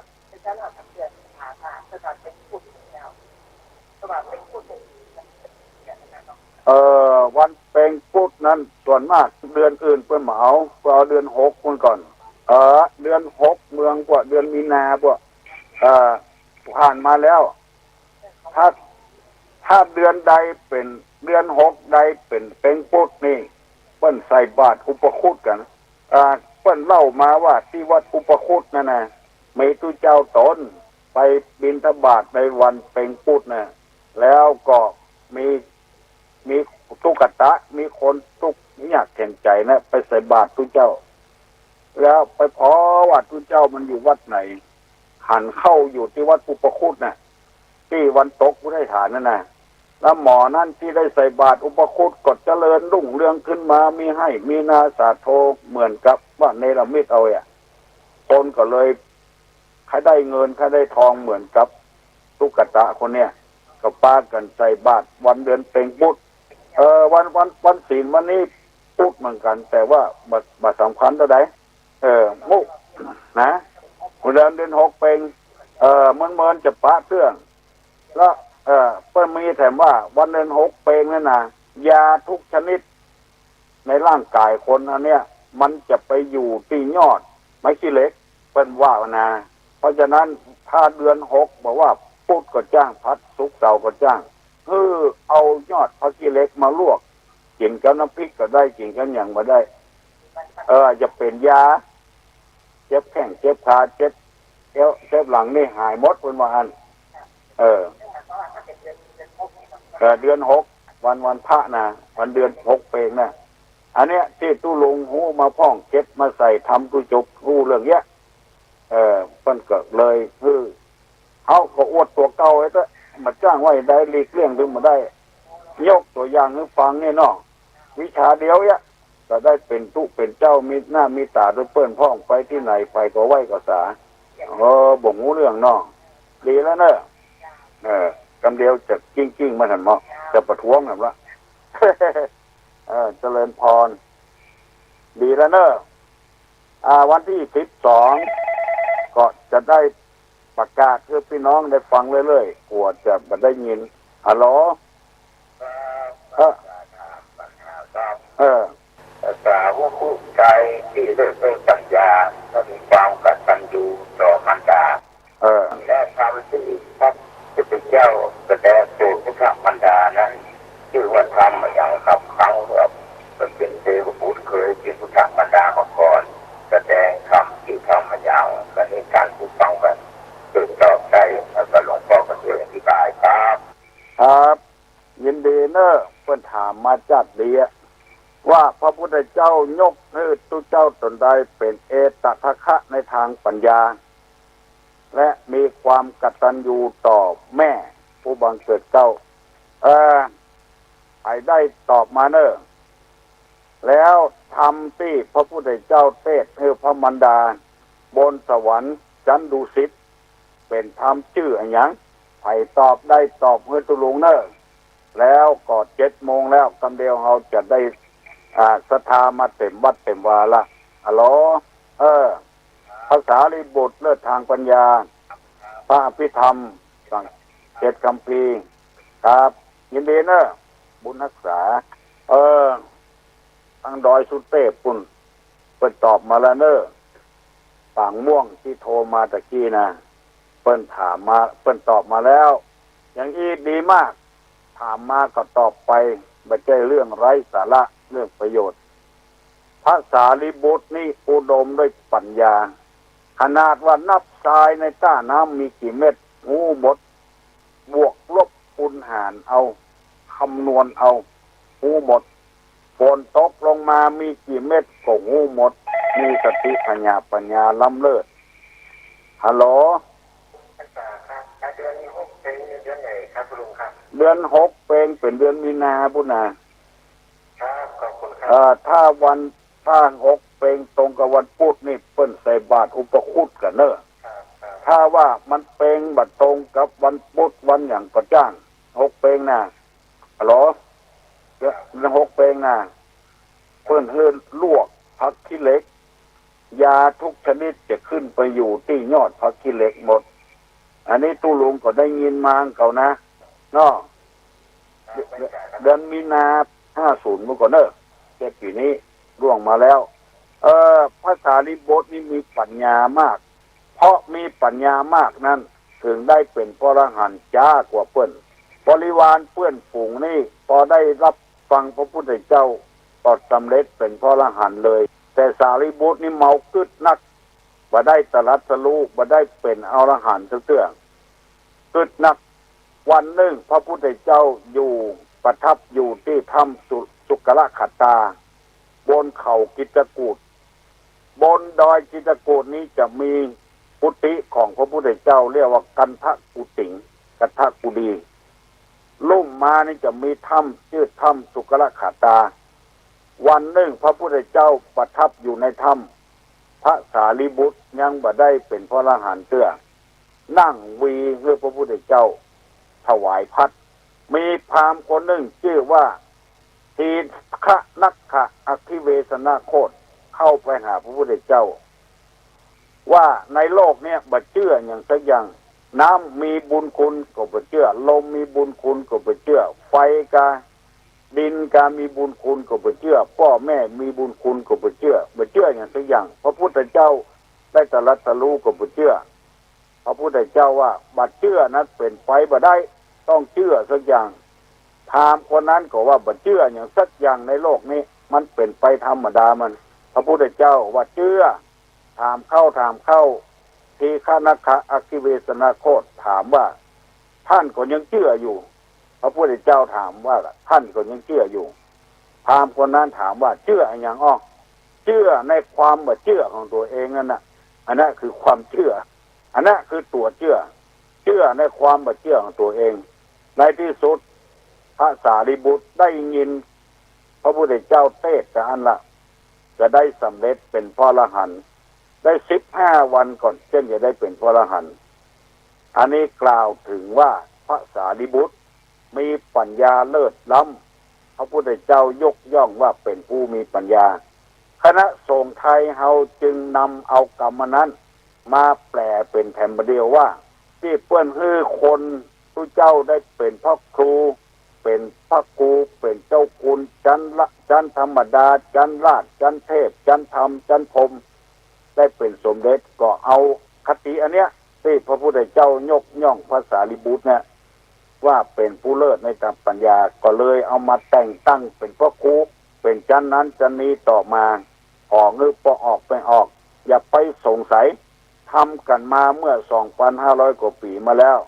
บางคนบอกเข้าใจเรื่องนี้ไปโจมตีว่าที่เจ้าบเดียวมักหายศถาบรรดาศักดิ์มันไม่ใช่อย่างอัน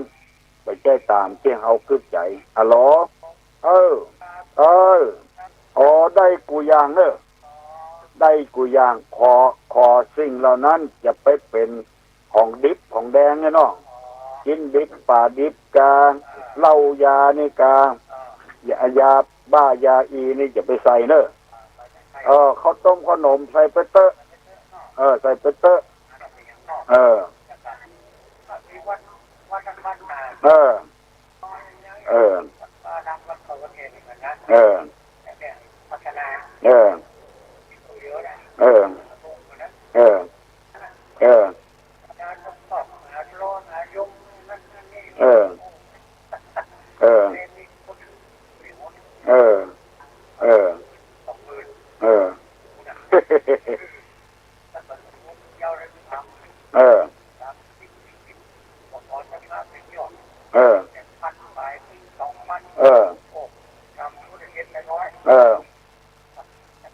มันเป็นการเบียดเบียนไปเห็นเนาะ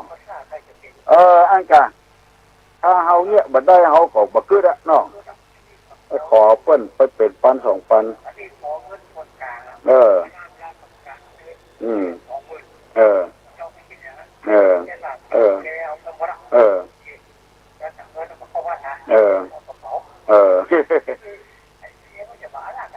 ออกไปอะไรอย่างไรมีปลาเลอะเนอะเดียวนะโอ้มีแถวทรงเจ้าบ่ดูหมอดูเมื่อ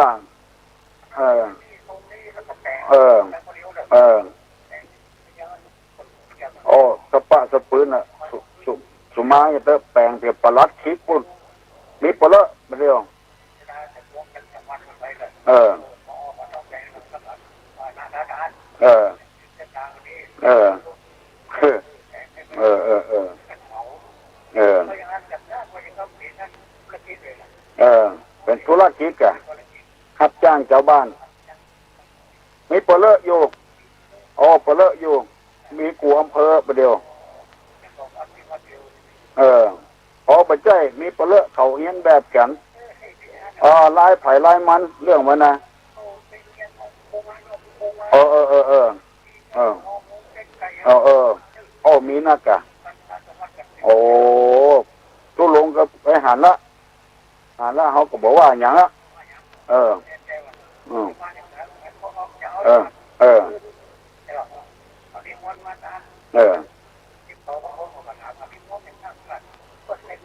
เออมันก็จำเป็นต้องว่าเนาะเออมันผิดเส้นผิดทางไปยอมปล่อยเปิ้นเนี่ยเปิ้นเถอะเนาะเฮาก็แกงมันมีหลายถ้วยถ้าว่าถ้วยใดมันที่ถ้วยอย่างนี้มันบ่ลามเขาก็เว้นเนี่ยมาถ้าไปกินมันนะบอกเนื้อศรัทธาโดยจะไปขำไปกากับมันหลงคณะละทุเจ้าทรงเจ้าเข้าผีก็มีล่าเอารัชกาลที่5มาลงโอ้ดึงของสูงมาสู่ต่ำเนาะมาได้โอ้นักว่าได้กระเดียขอจะจ้างเขาแต่มาหมูนี่มันชอบกินบัตตาเสือนะโอ้ว่ามันเหม็นอยู่ก็กินอยู่กินกับข้าวแถมนะถึงว่าเนาะคนใดเล่นคอมสะปะสะปืน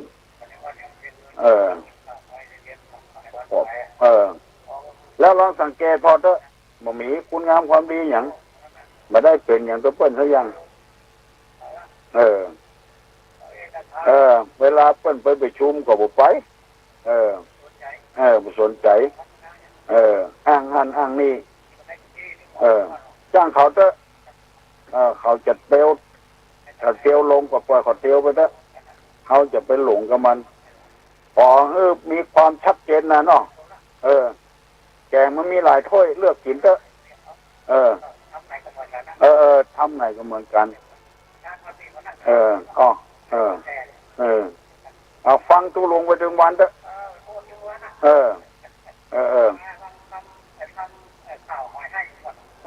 หมายแค่เพิ่งมีกันหมายให้มีที่วัดเนี่ยวัดป่าหินนะก็จึงมีให้กูยังไปขอมันเถอะโทรไปถามก็ได้ผมว่าวันอินทขินวัดอินทขินก็ได้วัดเจ็ดลินก็ได้เพิ่นตึงเป็นเครือข่ายเดียวกันเป็นลูกศิษย์ของวัดพระธาตุดอยสุเทพบ่โชคดีนะครับโชคดีวันเดียวได้ปอน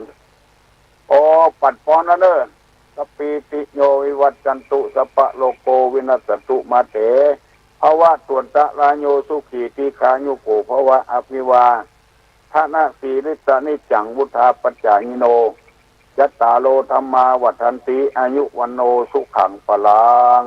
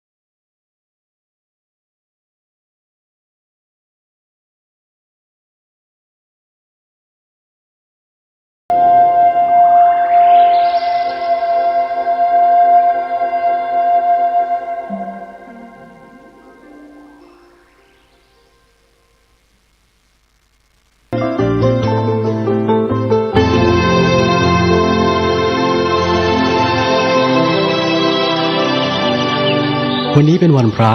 ขอเรียนเชิญพุทธศาสนิกชนทุกท่านมากลั่นจิตให้ใส กลั่นใจให้เป็นบุญ ด้วยการให้ทานรักษาศีลและเจริญจิตภาวนา น้อมจิตให้เข้าถึงพระรัตนตรัย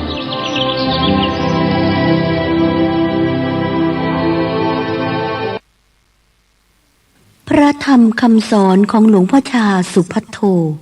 เรื่องอ่านใจธรรมชาติ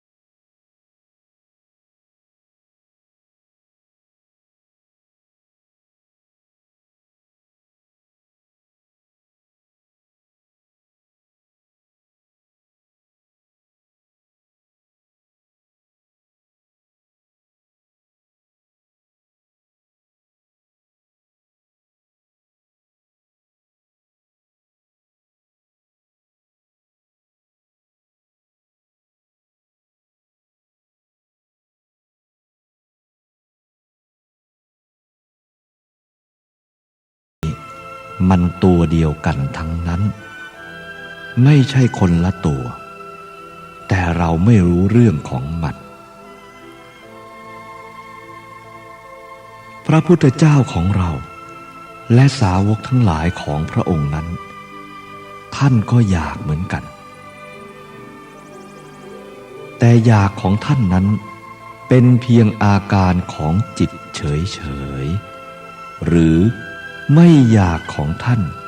ก็เป็นเพียงอาการของจิตเฉยๆอีกเหมือนกันมันวูบเดียวเท่านั้นก็หายไปแล้วดังนั้นความอยาก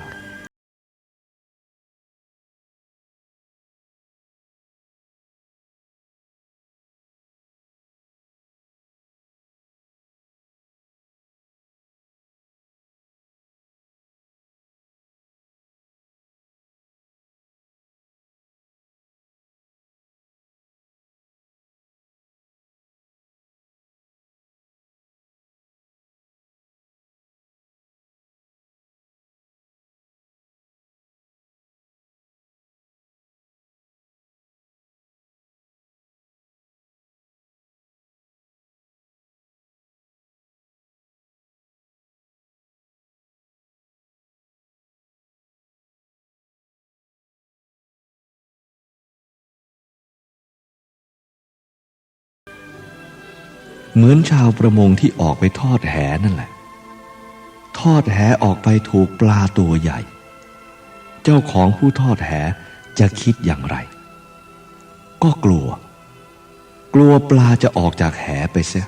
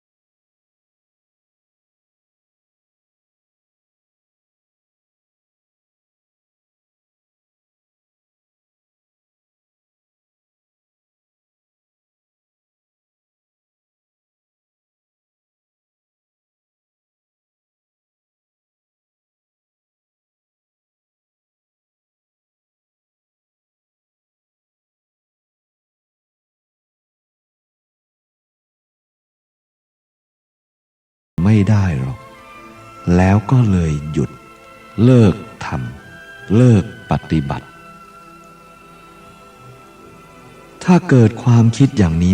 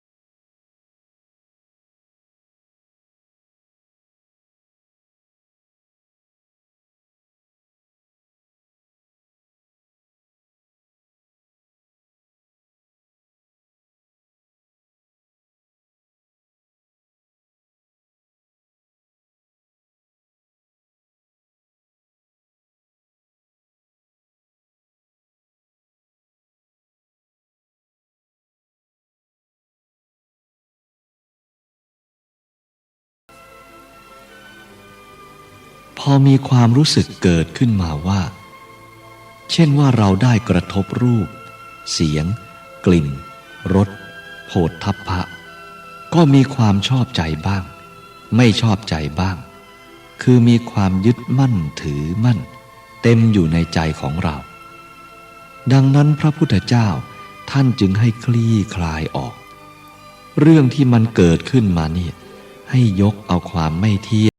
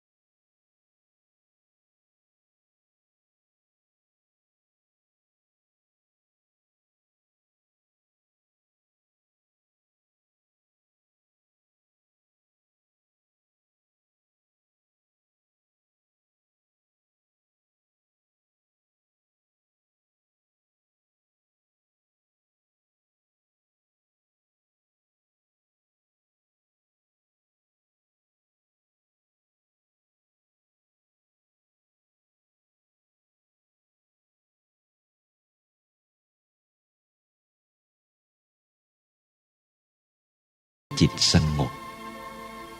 ท่านให้กำหนดอานาปานสติคือลมหายใจเข้าออกนี้เป็นรากฐานควบคุมจิตของเราให้อยู่ในกระแสของลมนี้ให้มันแน่วแน่นิ่งนอนอยู่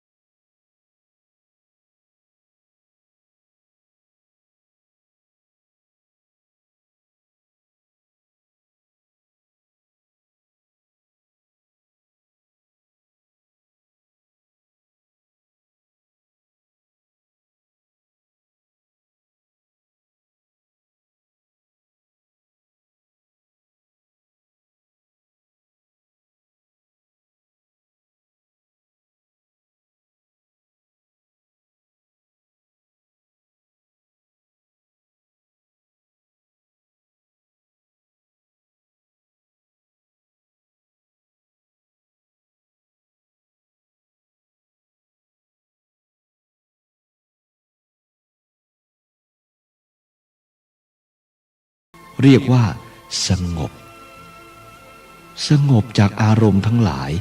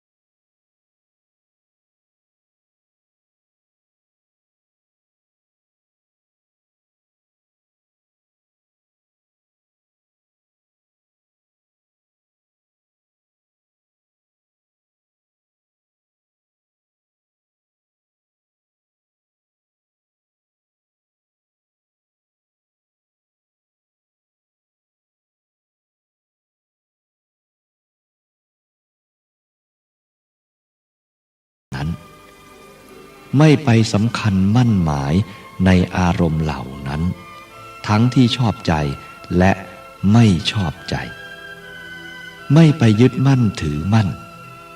และไม่ไปสำคัญมั่นหมายในสิ่งทั้งหลายเหล่านั้นจนเป็นเหตุให้ทุกข์เกิดพระพุทธเจ้าท่านสอนต่อไปอีกว่าให้รู้จักทุกข์ให้รู้จักเหตุเกิดทุกข์ให้รู้ความดับทุกข์ให้รู้ข้อปฏิบัติให้ถึงความดับทุกข์ท่านให้รู้ของ4 อย่างนี้เท่านั้นทุกข์เกิดขึ้นมาก็ให้รู้ว่า นี่ตัวทุกข์แล้วทุกข์นี้มาจากไหนมันมีพ่อแม่เหมือนที่เราเกิดมาเหมือนกันไม่ใช่ว่ามันเกิดขึ้นมาลอยๆเมื่ออยากจะให้ทุกข์ดับก็ไปตัดเหตุของมันเสียที่ทุกข์มันเกิดก็เพราะไปยึดมั่นถือมั่นนั่นเองฉะนั้นจึงให้ตัดเหตุของมันเสียการรู้จักดับความทุกข์ก็ให้คลายเกลียวที่แน่นนั้นออกซะให้เห็นโทษของอุปทานความยึดมั่นถือมั่นแล้วก็ถอนตัวออกมาซะรู้จักข้อปฏิบัติให้ถึงความดับทุกข์ก็คือมรรคให้ปฏิบัติให้ตลอดตั้งแต่สัมมาทิฏฐิไปจนถึงสัมมาสมาธิให้มีความเห็นให้ถูกต้องในมรรคทั้ง8ข้อนี้ถ้ามีความรู้ความเข้าใจและความเห็นชอบในสิ่งทั้งหลายนี้แล้วก็จะเป็นข้อปฏิบัติให้ถึงความดับทุกข์เราก็จะพ้นจากความทุกข์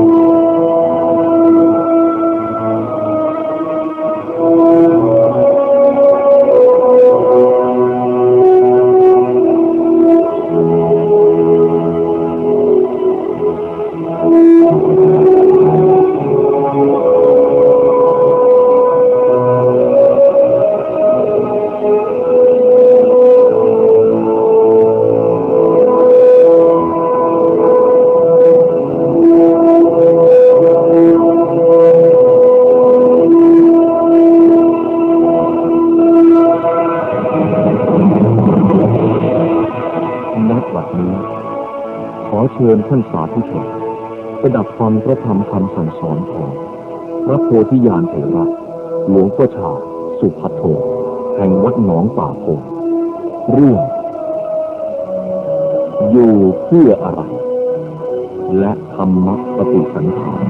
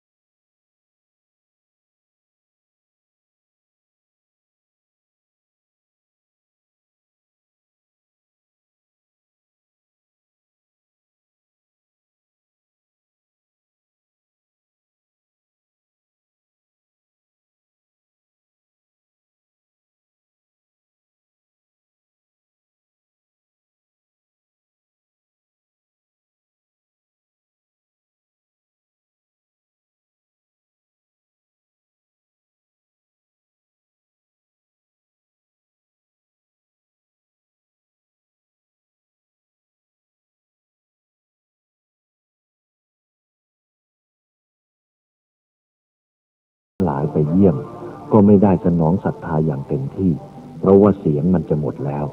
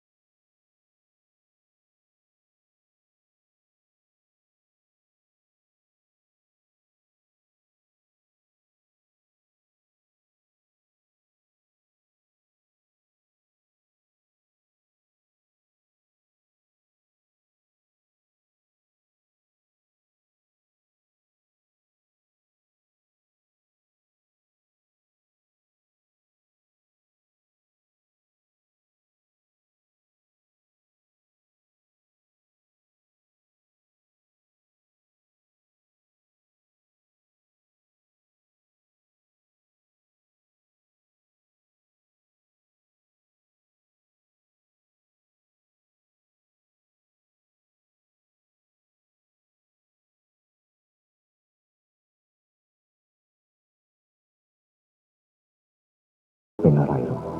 เรียกว่าคนเราก็ดีอกดีใจเป็นคนผู้ชายเป็นคนผู้หญิงสมมุติชื่อให้นายนั่นนางนี่ตามเรื่องเพื่อเรียกตามภาษาให้จำง่ายใช้การงานง่ายแต่ความเป็นจริงก็ไม่มีอะไรมีน้ำหนึ่งดินหนึ่งลมหนึ่งไฟหนึ่งมาปรุงกันเข้ากลายเป็นรูปเรียกว่าคน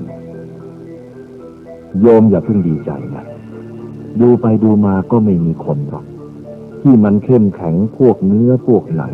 พวกกระดูกทั้งหลายเหล่านี้เป็นดิน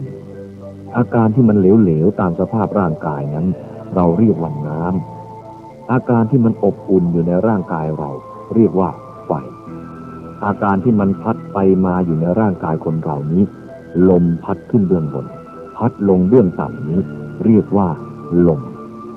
ทั้ง4ประการนี้มาปรุงเข้าเรียกว่าคนก็ยังเป็นผู้หญิงผู้ชายอีกจึงมีเครื่องหมายตามสมมุติของเรา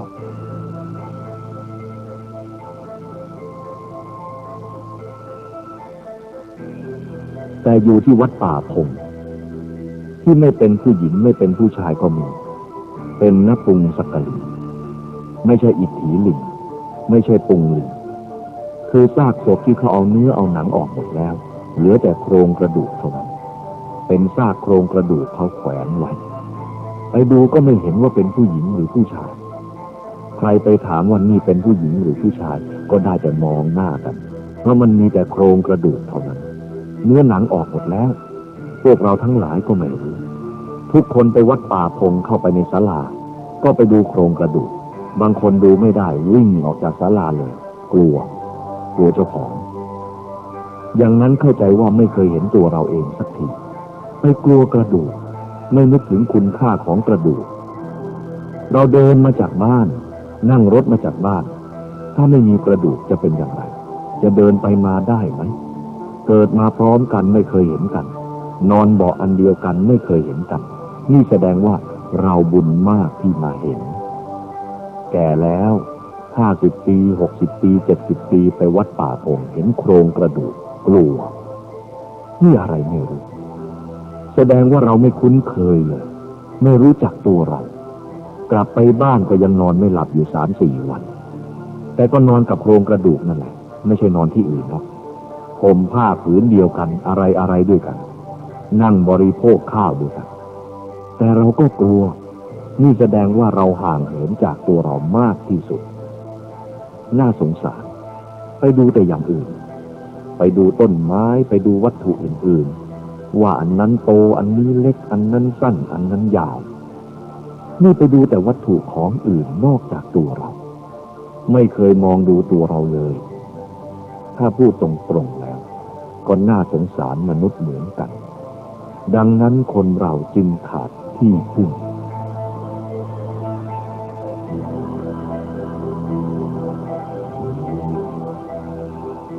อาตมาเคยบวชนาคมาหลายองค์เกสาโลมานักขาทันตาตะโจนาคที่เคยเป็นนักศึกษาคงนึกหัวเราะว่าท่านอาจารย์เอาอะไรมาสอนเอาผมที่มันมีอยู่นานแล้วมาสอนไม่ต้องสอนแล้วรู้จักแล้วเอาของที่รู้จักแล้วมาสอนทำไมคนที่มันมืดมากมันก็เป็นอย่างนี้คิดว่าเราเห็นผมอาตมาบอกว่าคำที่ว่าเห็นผมนั้นคือเห็นตามความเป็นจริงเห็นขนก็เห็นตามความเป็นจริงเห็นเล็บเห็นหนังเห็นฟันก็เห็นตามความเป็นจริงจึงเรียกว่าเห็นไม่ใช่ว่าเห็นอย่างผิวเผินเห็นตามความเป็นจริงอย่างไรเราคงจะไม่หมกมุ่นอยู่ในโลกอย่างนี้ถ้าเห็นตามความจริงผมขนเล็บฟันหนังเป็นอย่างไรตามความเป็นจริงเป็นของสวยไหมเป็นของสะอาดไหมเป็นของมีแก่นสารไหมเป็นของเที่ยงไหมเปล่ามันไม่มีอะไรของไม่สวยแต่เราไปสำคัญว่ามันสวยของไม่จริงไปสำคัญว่ามันจริง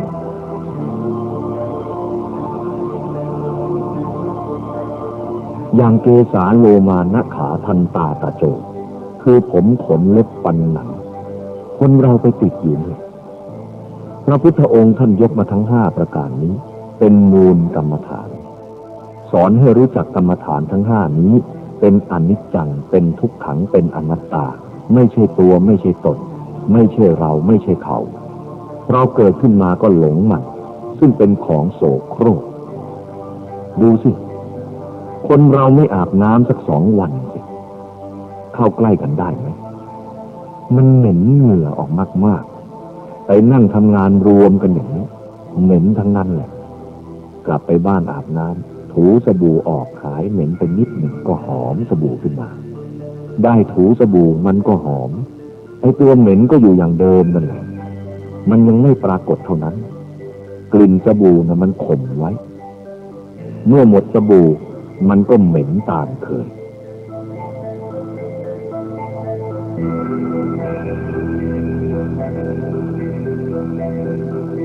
เรามักจะเห็นรูปที่นั่งอยู่เนี่ยนึกว่ามันสวยมันงามมันแน่นมันหนามันตรึงตามันไม่แก่มันไม่เจ็บมันไม่ตายหลงเพลิดเพลินอยู่ในสากลโลกนี้จึงไม่รู้จักพึ่งตนเองตัวที่พึ่งของเราคือใจของเราเป็นที่พึ่งจริงๆศาลาหลังนี้มันใหญ่ก็ไม่ใช่ที่พึ่งมันเป็นที่อาศัยชั่วคราว นกพิราบมันก็มาอาศัยอยู่ตุ๊กแกมันก็มาอาศัยอยู่จิ้งเหลนนี้มันก็มาอาศัยอยู่ทุกสิ่งทุกอย่างมาอาศัยอยู่ได้เราก็นึกว่าของเรามันไม่ใช่ของเรามันอยู่ด้วยกันหนูมันก็มาอยู่สารพัดอย่างนี่เรียกว่าที่อาศัยชั่วคราวเดี๋ยวก็หนีไปจากไปเราก็นึกว่าอันนี้เป็นที่พึ่งของเราคนมีบ้านหลังเล็กๆก็เป็นทุกข์เพราะบ้านมันเล็กมีบ้านหลังใหญ่ๆก็เป็นทุกข์เพราะกวาดไม่ไหวตอนเช้าก็บ่นตอนเย็นก็บ่นจับอะไรวางตรงไหนก็ไม่ค่อยได้เก็บคุณหญิงคุณนายเนี่ยจึงเป็นโรคประสาทกันเป็นทุกข์กัน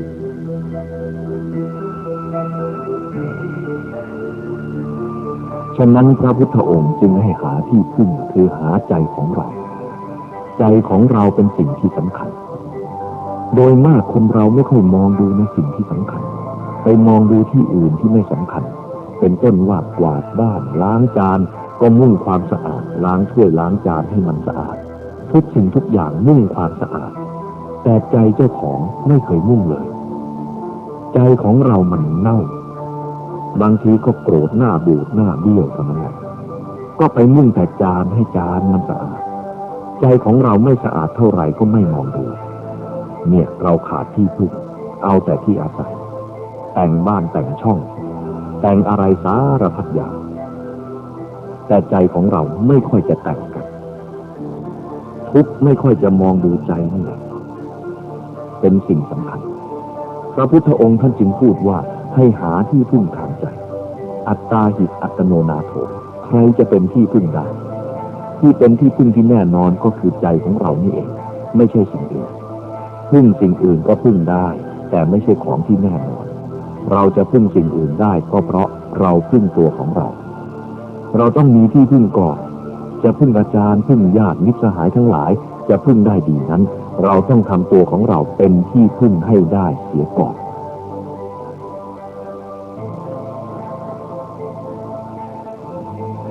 วันนี้ที่มากราบนมัสการทั้งคฤหัสถ์และบรรพชิต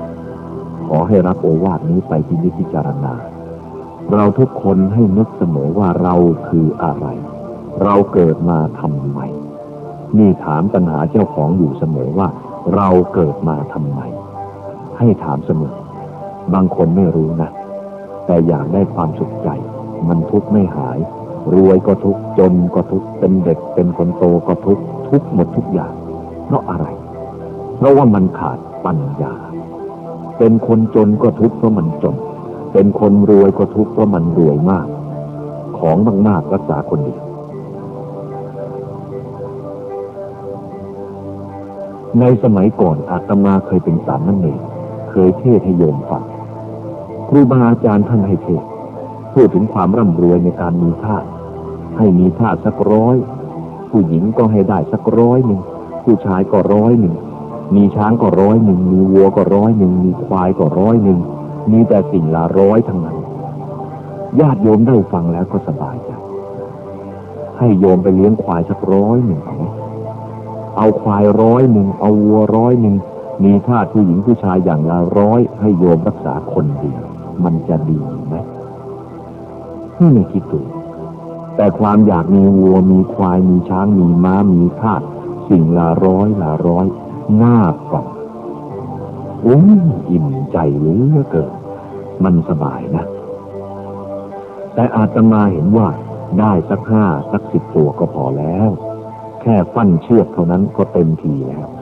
อันนี้โยมไม่คิดแต่ได้ไม่คิดถึงว่ามันจะยากจะลำบากสิ่งทั้งหลายที่มีอยู่ในตัวเรานี้ถ้าเราไม่มีปัญญาจะทำให้เราทุกข์นะถ้าเรามีปัญญานำออกจากทุกข์ได้ตาหูจมูกลิ้นกายใจตาไม่ใช่ของดีนะถ้าเราใจไม่ดีไปมองคนบางคนไปเกลียดเขาอีกแล้วมันนอนเป็นทุกข์อีกแล้วไปมองดูคนบางคนรักเขาอีกแล้วรักเป็นทุกข์อีกแล้วมันไม่ได้ก็เป็นทุกข์เกลียดก็เป็นทุกข์รักก็เป็นทุกข์เพราะมันอยากได้ก็เป็นทุกข์ไม่อยากได้ก็เป็นทุกข์ของที่ไม่ชอบใจอยากทิ้งมันไปอยากได้ของที่ชอบใจของที่ไม่ชอบใจได้มามันก็ทุกข์ของที่ชอบใจได้มาแล้วกลัวมันจะหายอีกแล้วมันเป็นทุกข์ทั้งนั้นไม่รู้ว่าจะอยู่อย่างไรบ้านหลังใหญ่ๆขนาดนี้ก็นึกว่าจะให้มันสบายขึ้นเก็บความสบายเก็บความดีไว้ในนี้ถ้าคิดไม่ดีมันก็ไปไม่ได้ทั้งนั้นแหละญาติโยมทั้งหลายจงมองดูตัวของเราว่าเราเกิดมาทำไมเราได้อะไรไว้ไหมอาตมาเคยรวมคนแก่เอาคนแก่อายุเลย80ขึ้นไปมาอยู่รวมกันอาชีพทำนาตามบ้านนอกของเราทำนามาตั้งแต่นู้นเกิดมาได้17-18 ปีก็รีบแต่งงานกลัวจะไม่รวยทำงานตั้งแต่เล็กๆให้มันรวยทำนาจน70 ปีก็มี80 ปีก็มี90 ปีก็มีที่มานั่งรวมกันฟังธรรมโยมอาตมาถามโยมจะเอาอะไรไปเนี่ยเกิดมาก็ทำอยู่จนเดี๋ยวนี้แหละผลที่สุดจะไปจะได้อะไรไปไหม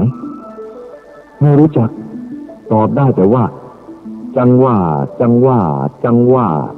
เป็นภาษาอีสานเป็นคำรับที่แสดงความไม่รู้หรือความไม่แน่ใจคล้ายภาษากลางว่านั่นละสินี่ตามภาษาเขาว่ากินลูกว่าเพลินกับลูกว่ามันจะเสียเวลาเพราะจังว่านี่แหละจะไปก็ไม่ไปจะอยู่ก็ไม่อยู่มันอยู่ที่จังว่านั่งอยู่กลางๆอยู่หน้านั่งอยู่บนคาคบนั่นแล้วมีแต่จังว่าตอนยังหนุ่มๆครั้งแรกอยู่คนเดียวเข้าใจว่าเป็นโสดไม่สบายหาคู่ครองเรือนมันจะสบายเลยหาคู่ครองมาครองเรือนให้เอาของ2อย่างมารวมกันมันก็กระทบกันอยู่แล้วอยู่คนเดียวมันเงียบเกินไปไม่สบายแล้วเอาคน2 คนมาอยู่ด้วยกันมันก็กระทบกันก๊อกแก๊กนั่นแหละลูกเกิดมาครั้งแรกตัวเล็กๆพ่อแม่ก็ตั้งใจว่าลูกเราเมื่อมันโตขึ้นมาขนาดนึงเราก็สบายแล้วก็เลี้ยงมันไป3 คน4 คน5 คนนึกว่ามันโตเราจะสบายลูกเราตอนเด็กๆมันไม่กวนเท่าไหร่หรอกโยมมันกวนถามกินข้าวกินกล้วยเมื่อมันโตขึ้นมาเนี่ยมันถามเอารถมอเตอร์ไซค์มันถามเอารถเก๋งเอาละความรักลูกจะปฏิเสธไม่ได้ก็พยายามหามันก็เป็นทุกข์ถ้าไม่ให้มันก็เป็นลูกบางทีพ่อแม่ทะเลาะกันอย่าเพิ่งไปซื้อมันเลยรถเนี่ยมันยังไม่มีเงินแต่ความรักลูกก็ต้องไปกู้คนอื่นเข้ามาเห็นอะไรก็อยากซื้อมากินแต่ก็อดกลัวมันจะหมดเปลืองหลายอย่างต่อมาก็มีการศึกษาเล่าเรียนถ้ามันเรียนจบเราก็จะสบายแล้วเรียนไม่จบมันจบไม่เป็น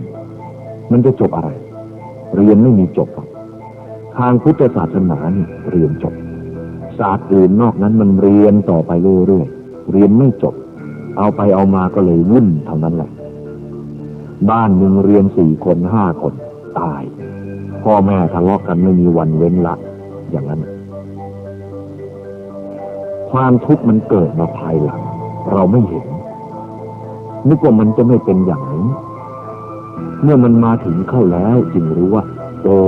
มันเป็นทุกข์ทุกข์อย่างนั้นจึงมองเห็นยากทุกข์ในตัวของเราไม่โยม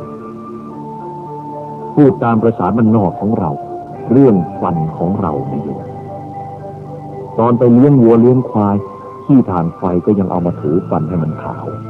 ไปถึงบ้านก็ไปยิงฟันใส่กระจกนึกว่ามันขาวถูฟันแล้วนี่ไปชอบกระดูกชอบเจ้าของไม่รู้เรื่องพออายุถึง50-60 ปีฟันมันโยกเอาสิฟันโยกมันจะร้องไห้กินข้าวน้ำตามันก็ไหล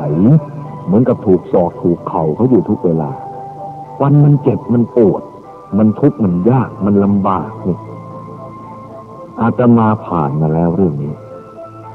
ถอนออกหมดเลยในปากนี่เป็นฟันปลอมทั้งนั้นมันโยกไม่สลายอยู่16 ซี่ถอนทีเดียวหมดเลยเจ็บใจมันหมอไม่กล้าถอนเนี่ยตั้ง16 ซี่หมอถอนมันเถอะเป็นตายอาตมาจะรับเอาหรอกถอนมันออกทีเดียวพร้อมกัน16 ซี่ที่มันยังแน่นๆตั้งหลายซี่ตั้ง5 ซี่ถอนออกเลยแต่ว่าเต็มทีนะถอนออกหมดแล้วไม่ได้ฉันข้าวอยู่2-3 วันนี่เป็นเรื่องทุกข์อาตมาคิดแต่ก่อนนะตอนไปเลี้ยงวัวเลี้ยงควายเอาถ่านไฟมาถูให้มันขาวรักมันมากเหลือเกินนึกว่ามันเป็นของดีผลที่สุดมันจะหนีจากเราจึงเกือบตายเจ็บฟันนี้มันตั้งหลายเดือนตั้งหลายปีบางทีมันบวมทั้งข้างล่างข้างบนหมดท่าเลยโยมอันนี้คงเจอกันทุกคนนะพวกที่ฟันไม่โยกเอาแปรงไปแปรงให้มันสะอาดสวยงามอยู่นั่นแหละระวังมันจะเล่นงานเราเมื่อสุดท้ายซี่ยาวซี่สั้นมันสลับกันอยู่อย่างนี้ทุกข์มากโยมอันนี้ทุกข์มากจริงๆอันนี้บอกไว้หรอกบางทีจะไปเจอเอาทุกข์เพราะความทุกข์ในตัวของเรานี้จะหาที่พึ่งอะไรมันไม่มีมันค่อยยังชั่วเมื่อเรายังหนุ่มพอแก่เท่าก็เริ่มพังมันช่วยกันพังสังขารมันเป็นไปตามเรื่องของมันเราจะร้องให้มันอยู่อย่างนี้จะดีใจมันก็อยู่อย่างนี้เราจะเป็นอะไรมันก็อยู่ของมันอย่างนี้เราจะเจ็บจะปวดจะเป็นจะตายมันก็อยู่อย่างนี้เพราะมันเป็นอย่างนี้นี่มันหมดความรู้หมดวิชาเอาหมอฟันมาดูฟันถึงจะแก้ไขแล้วยังไงก็ยังเป็นอยู่อย่างนั้นต่อไปหมอฟันเองก็เป็นเหมือนเราอีกไปไม่ไหวอีกแล้วทุกอย่างมันก็พังไปด้วยกันทั้งหมดนี่เป็นความจำเป็นที่เราจะต้องรีบพิจารณาเมื่อมีกำลังเรี่ยวแรงก็รีบทำจะทำบุญสุนทานจะทำอะไรก็รีบจัดทำกันแต่ว่าคนเราก็มักจะไปมอบให้แต่คนแก่จะเข้าวัดศึกษาธรรมะรอให้แก่ซะก่อนโยมผู้หญิงก็เหมือนกันโยมผู้ชายก็เหมือนกันให้แก่ซะก่อนไม่รู้ว่าอะไรกันคนแก่นี่มันกำลังดีไหมลองไปวิ่งแข่งกับคนหนุ่มดูสิทำไมจะต้องไปมอบให้คนแก่เหมือนไม่รู้จักตายพอแก่มาสัก50 ปี60 ปีจวนเข้าวัดอยู่แล้วหูตุ่มเสียแล้วความจำก็ไม่ดีเสียแล้วนั่งก็ไม่ทนยายไปวัดเถอะโอ้ยหูฉันไม่ดีแล้วนั่นเห็นไหมตอนหูดีเอาไปฟังอะไรอยู่จังว่ามันคาแต่ลูกว่าอยู่นั่นจนหูมันหนวกซะแล้วจึงไปวัดมันก็ไปได้นั่งฟังท่านเทศอะไรไม่รู้เรื่องมันหมดแล้วจึงมาทำกันวันนี้คงจะได้ประโยชน์กับบุคคลที่สนใจเป็นบางสิ่งบางอย่างที่ควรเก็บไว้ในใจของเรา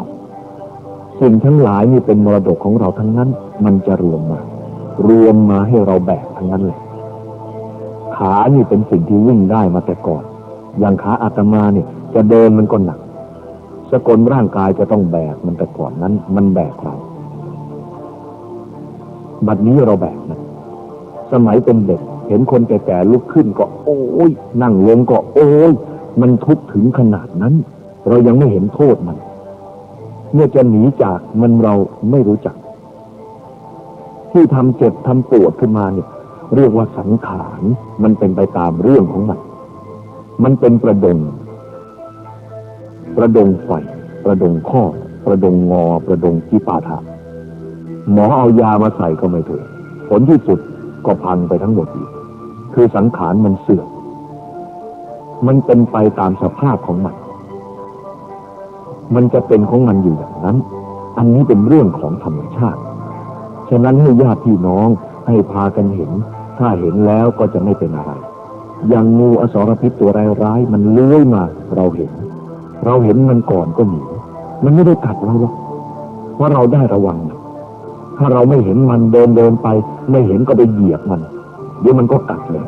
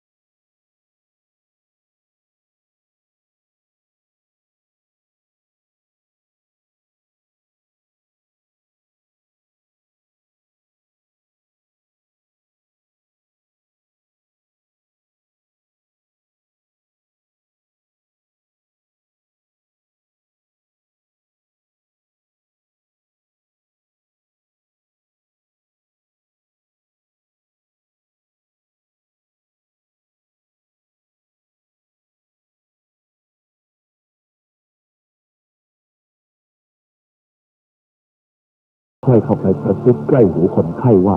พุทโธพุทโธพุทโธมันจะเอาอะไรพุทโธนั่นคนที่ใกล้จะนอนในกองไฟจะรู้จักพุทโธอะไรตั้งแต่ยังเป็นหนุ่มเป็นสาวอายุรุ่นทำไมไม่เรียนพุทโธให้มันรู้หายใจติดบ้างไม่ติดบ้างแม่พุทโธพุทโธว่าให้มันเหนื่อยทำไมอย่าไปว่าเลยมันหลายเรื่องเอาได้แค่นั้นก็สบายแล้ว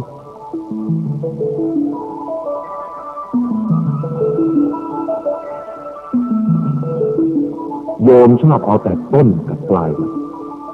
ตรงกลางไม่เอาหรอกชอบอย่างนั้นบริวารพวกเราทั้งหลายก็ชอบอย่างนั้น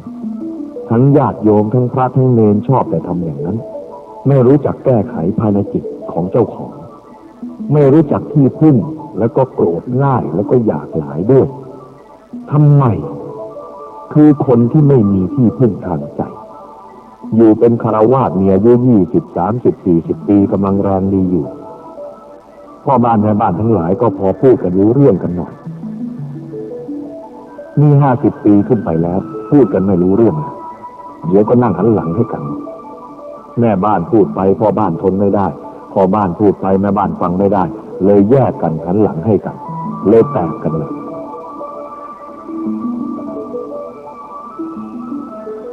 เรื่องนี้อาตมาเล่าไปแล้วนะตัวเองไม่เคยมีครอบครัวทำไมไม่มีครอบครัวคืออ่านคำว่าครอบครัวมันก็รู้แล้วครอบครัวคืออะไรครอบมันก็คืออย่างนี้ถ้าเรานั่งอยู่เฉยๆก็เอาอะไรมาครอบลงนี้จะเป็นอย่างไรเรานั่งอยู่ไม่มีอะไรมาครอบมันก็พอทนได้ถ้าเอาอะไรมาครอบลงก็เรียกว่าครอบแล้วมันเป็นอย่างไรครอบก็เป็นอย่างนั้นมันมีวงจำกัดแล้วผู้ชายก็อยู่ในวงจำกัดผู้หญิงก็อยู่ในวงจำกัดอาตมาไปอ่านแล้วครอบครัวโอ้ยหนักศัพท์ตายนี่คำนี้ไม่ใช่ศัพท์เล่นๆศัพท์ที่ว่าครอบเนี่ยศัพท์ทุกข์ไปไม่ได้มันมีจำกัดแล้วต่อไปอีกครัวก็หมายถึงการก่อกวนแล้วทิ่มแทงแล้วโยมผู้หญิงเคยเข้าครัวเคยโกรกพริกขั่วพริกแห้งนะไอจามทั้งบ้านเลยศัพท์ครอบครัวมันวุ่นไม่น่าอยู่หรอกอาตมาใส่2 ศัพท์นี่แหละจึงบวชไม่สึก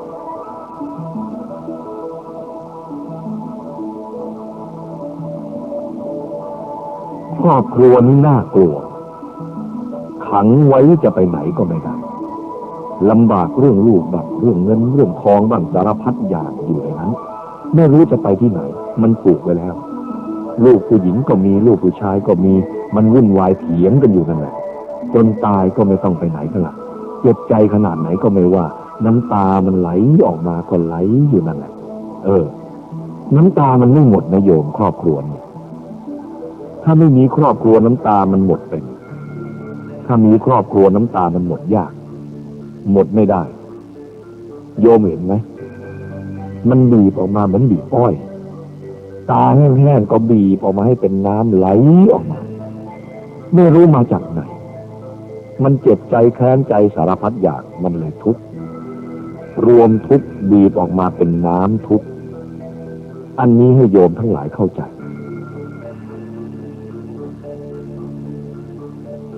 ถ้ายังไม่ผ่านมันจะยังผ่านอยู่ข้างหน้าบางคนอาจจะผ่านมาบ้างแล้วเล็กๆน้อยๆบางคนก็เต็มที่แล้วจะอยู่หรือจะไปเนาะโยมผู้หญิงเคยมาหาหลวงพ่อแหมถ้าดิฉันไม่มีบุตรดิฉันจะไปแล้วอยู่นั่นแหละเรียนให้จบซะก่อนเรียนตรงนั้นอยากจะไปก็อยากจะไปไม่อยากจะอยู่ถึงขนาดนั้นก็ยังหนีไม่ได้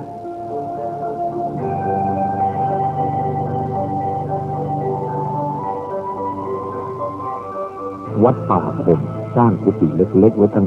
70-80 หลังบางทีจะมีพระเนรมาบรรจุอยู่เต็มบางทีก็มีเหลือ2-3 หลังอาตมาถามว่ากุฏิยังเหลือว่างไหมพวกชีบอกมีบ้าง2-3 หลังเก็บไว้เถอะบางทีพ่อบ้านแม่บ้านเขาทะเลาะกันเอาไว้เขามานอนสักหน่อยแม่มาแล้วโยมผู้หญิงสะพายของมาแล้วถามว่าโยมมาจากไหนมากราบหลวงพ่อดิฉันเบื่อโลกโอ้อย่าว่าเลยอาตมากลัวเหลือเกินพอผู้ชายมาบ้างก็เบื่ออีกแล้วนั่นมาอยู่2-3 วันก็หายเบื่อไปแล้วโยมผู้หญิงมาก็เบื่อโกหกเจ้าของโยมผู้ชายมาก็เบื่อโกหกเจ้าของไปนั่งอยู่กุฏิเล็กๆเงียบๆคิดแล้วเมื่อไหร่น้อแม่บ้านจะมาเรียกเรากลับเมื่อไหร่น้อพ่อบ้านจะมาเรียกเรากลับเนี่ยไม่รู้อะไรมันเบื่ออะไรกันมันโกรธแล้วมันก็เบื่อแล้วก็กลับอีกเมื่ออยู่ในบ้านผิดทั้งนั้น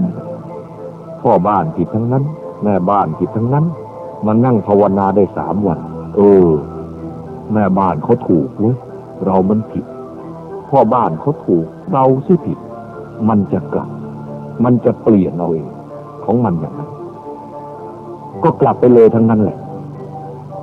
เนี่ยความจริงมันเป็นอย่างนั้นนะโลกนี้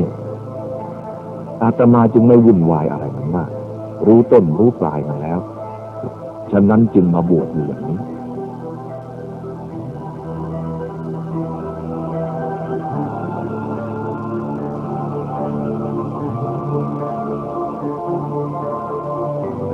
วันนี้ขอฝากให้เป็นการบ้านเอาไปทำการบ้านจะทำไร่ทำนาทำสวนให้เอาคำหลวงพ่อมาพิจารณาว่าเราเกิดมาทำไมเอาย่อๆว่าเกิดมาทำไมมีอะไรเอาไปได้ไหมถามเรื่อยๆนะถ้าใครถามอย่างนี้บ่อยๆมีปัญญานะ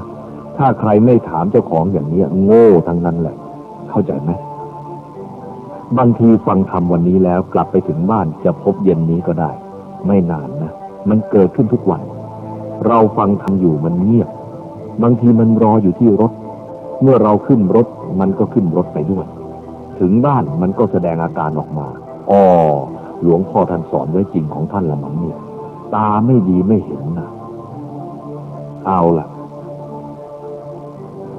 วันนี้เทศมากก็เหนื่อยนั่งมามากก็เหนื่อยสังขารร่างกายนี้อาตมาดีใจที่โยมได้มาเยี่ยมพระลูกชายและพักอยู่ที่วัดหนองป่าพงอีกไม่กี่วันก็จะกลับไปแล้วก็เลยถือโอกาสมาแสดงความดีใจแต่ก็ไม่มีอะไรจะฝากวัตถุสิ่งของอะไรที่ประเทศฝรั่งเศสนั้นก็มีมากมายอยู่แล้วแต่ธรรมะที่จะบำรุงจิตใจของเราให้สงบระงับดูเหมือนจะไม่ค่อยมีเท่าไหร่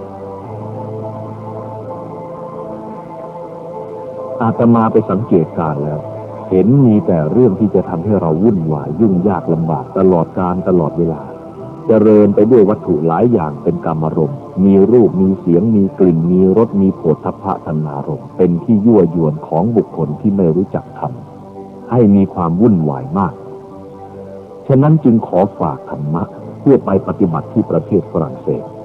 เมื่อจากวัดหนองป่าพงและวัดป่านานาชาติไปแล้วธรรมะนี้เป็นสภาวะอันหนึ่งซึ่งจะตัดปัญหาความยุ่งยากลำบากในใจของมนุษย์ทั้งหลายให้น้อยลงจนกระทั่งหมดไปสภาวะอันนี้เรียกว่าธรรมเราควรจะศึกษาเอาไปศึกษาในชีวิตประจำวันและประจำชีวิตเมื่อมีอารมณ์อันใดมากระทบกระทั่งเกิดขึ้นจะได้แก้ปัญหามันได้เพราะปัญหานี้มีทุกคนไม่เฉพาะว่าเมืองไทยหรือเมืองนอกมันมีทุกแห่งถ้าคนไม่รู้จักแก้ปัญหาแล้วก็มีความทุกข์ความเดือดร้อนเป็นธรรมดาเมื่อปัญหาเกิดขึ้นมาแล้วหนทางที่จะแก้ไขมันก็คือปัญญาสร้างปัญญาอบรมปัญญาคือทำปัญญาให้เกิดขึ้นในจิตใจของเราสำหรับข้อประพฤติปฏิบัตินั้นก็ไม่มีอะไรมากอื่นไกลอยู่ในตัวของเรานี่เองมีกายกับใจคนเมืองนอกก็เหมือนกันคนเมืองไทยก็เหมือนกันมีกายกับใจเท่านั้นที่วุ่นวายเป็นผู้วุ่นวายฉะนั้นผู้สงบระงับต้องมีกายกับใจสงบความเป็นจริงนั้นใจของเรามันเป็นปกติอยู่เปรียบเหมือนน้ำฝนเป็นน้ำสะอาดมีความใสสะอาดบริสุทธิ์เป็นปกติถ้าหากเราเอาสีเขียวใส่เข้าไปเอาสีเหลืองใส่เข้าไปน้ำก็จะกลายเป็นสีเขียวสีเหลืองไปจิตเรานี้ก็เหมือนกันเมื่อไปถูกอารมณ์ที่ชอบใจใจก็ดีใจก็สบายเมื่อถูกอารมณ์ไม่ชอบใจแล้วใจนั้นก็ขุ่นมัวไม่สบายเหมือนกันกับน้ำที่ถูกสีเขียวก็เขียวไปถูกสีเหลืองก็เหลืองไปเปลี่ยนสีไปเรื่อยความเป็นจริงนั้นน้ำที่มันเขียวมันเหลืองปกติของมันก็เป็นน้ำใสสะอาดบริสุทธิ์คือน้ำฝนปกติจิตของเรานี่ก็เหมือนกันเป็นจิตที่ใสสะอาดเป็นจิตที่มีปกติไม่วุ่นวายที่จะวุ่นวายนั้นเพราะมันเป็นไปกับอารมณ์มันหลงอารมณ์พูดให้เห็นชัดอย่างขณะนี้เรานั่งอยู่ในป่ามีความสงบเหมือนกันกับใบไม้ใบไม้นั้นถ้าไม่มีลมพัดมันก็นิ่งสงบระงับอยู่ถ้ามีลมมาพัดใบไม้มันก็กวัดแกว่งไปตามลมจิตใจนี้ก็เหมือนกันเลยถ้าอารมณ์มาถูกมันก็กวัดแกว่งไปตามอารมณ์ยิ่งมันไม่รู้เรื่องธรรมะแล้วก็ยิ่งปล่อยไปตามอารมณ์ของเจ้าของไปอารมณ์สุขก็ปล่อยตามไป อารมณ์ทุกข์ก็ปล่อยตามไปวุ่นวายไปเรื่อยๆจนชาวมนุษย์ทั้งหลายเกิดเป็นโรคประสาทเพราะไม่รู้เรื่องปล่อยไปตามอารมณ์ไม่รู้จักตามรักษาจิตของเจ้าของจิตของเรานี้เมื่อไม่มีใครตามรักษามันก็เหมือนคนคนหนึ่งที่ปราศจากพ่อแม่ที่จะดูแลเป็นคนอนาถาคนอนาถานั้นเป็นคนที่ขาดที่พึ่งคนที่ขาดที่พึ่งก็เป็นทุกข์จิตนี้ก็เหมือนกันถ้าหากขาดการอบรมบ่มนิสัยทำความเห็นให้ถูกต้องแล้วจิตนี้ก็ลำบากมากในทางพุทธศาสนาการทำจิตให้สงบระงับนี้ท่านเรียกว่าการทำกรรมฐานฐานคือเป็นที่ตั้งกรรมคือการงานที่เราจะต้องทำขึ้นให้มีกายเราเป็นส่วนหนึ่งจิตเราเป็นอีกส่วนหนึ่งมีสองอย่างเท่านั้นแหละกายนี้เป็นสภาวธรรมเป็นรูปธรรมที่เรามองเห็นได้ด้วยตาของเราจิตเป็นสภาวธรรมอันหนึ่งเป็นนามธรรมซึ่งไม่มีรูปมองด้วยตาไม่ได้แต่เป็นของมีอยู่ตามภาษาสามัญก็เรียกว่ากายกับใจกายเรามองเห็นได้ด้วยตาเนื้อจิตมองเห็นได้ด้วยตาในคือตาใจมีอยู่สองอย่างเท่านั้นมันวุ่นวายกันฉะนั้นการฝึกจิตที่จะฝากโยมวันนี้ก็คือเรื่องกรรมฐานให้ไปฝึกจิตเอาจิตพิจารณากายจิตนี้คืออะไรจิตมันก็ไม่คืออะไรมันถูกสมมุติว่าคือความรู้สึกผู้ที่รู้สึกอารมณ์ผู้ที่รับรู้อารมณ์ทั้งหลายในที่นี้เรียกว่าจิตใครเป็นผู้รับรู้ผู้รับรู้นั้นถูกเขาเรียกว่าจิตรับรู้อารมณ์ที่สุขบ้างอารมณ์ที่ทุกข์บ้างอารมณ์ดีใจบ้างอารมณ์เสียใจบ้างใครมีภาวะที่จะรับรู้อารมณ์เหล่านี้ท่านเรียกว่าจิตอย่างเช่นอาตมาพูดให้ฟังขณะนี้จิตของเรายังมีจิตรับรู้ว่าพูดอะไรอย่างไรมันเข้าไปทางหูรู้ว่าพูดอะไรเป็นอย่างไรก็รู้จักผู้รับรู้นี้เรียกว่าจิตจิตไม่มีตัวจิตไม่มีตนจิตไม่มีรูปจิตเป็นผู้รับรู้อารมณ์เท่านั้นไม่ใช่อื่นถ้าหากว่าเราสั่งสอนจิตอันนี้ให้มีความเห็นที่ถูกต้องดีแล้วจิตนี้ก็จะไม่มีปัญหาจิตก็จะสบายจิตก็เป็นจิต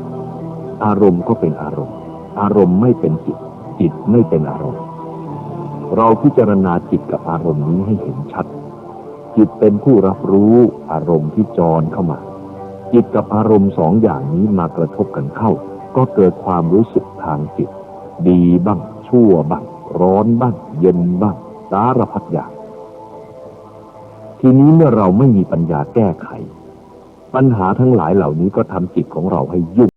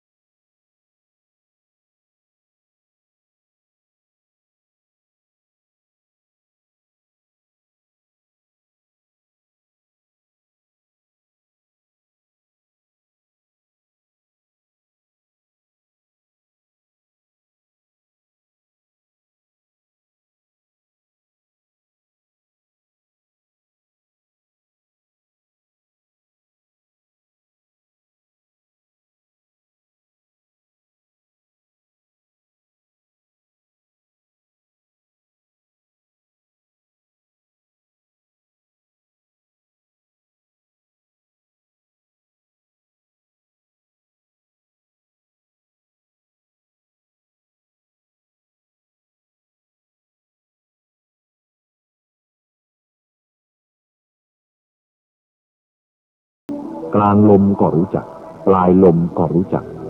เมื่อจิตสงบระงับแล้วเราจะรู้อยู่แต่ต้นลมปลายลมก็ได้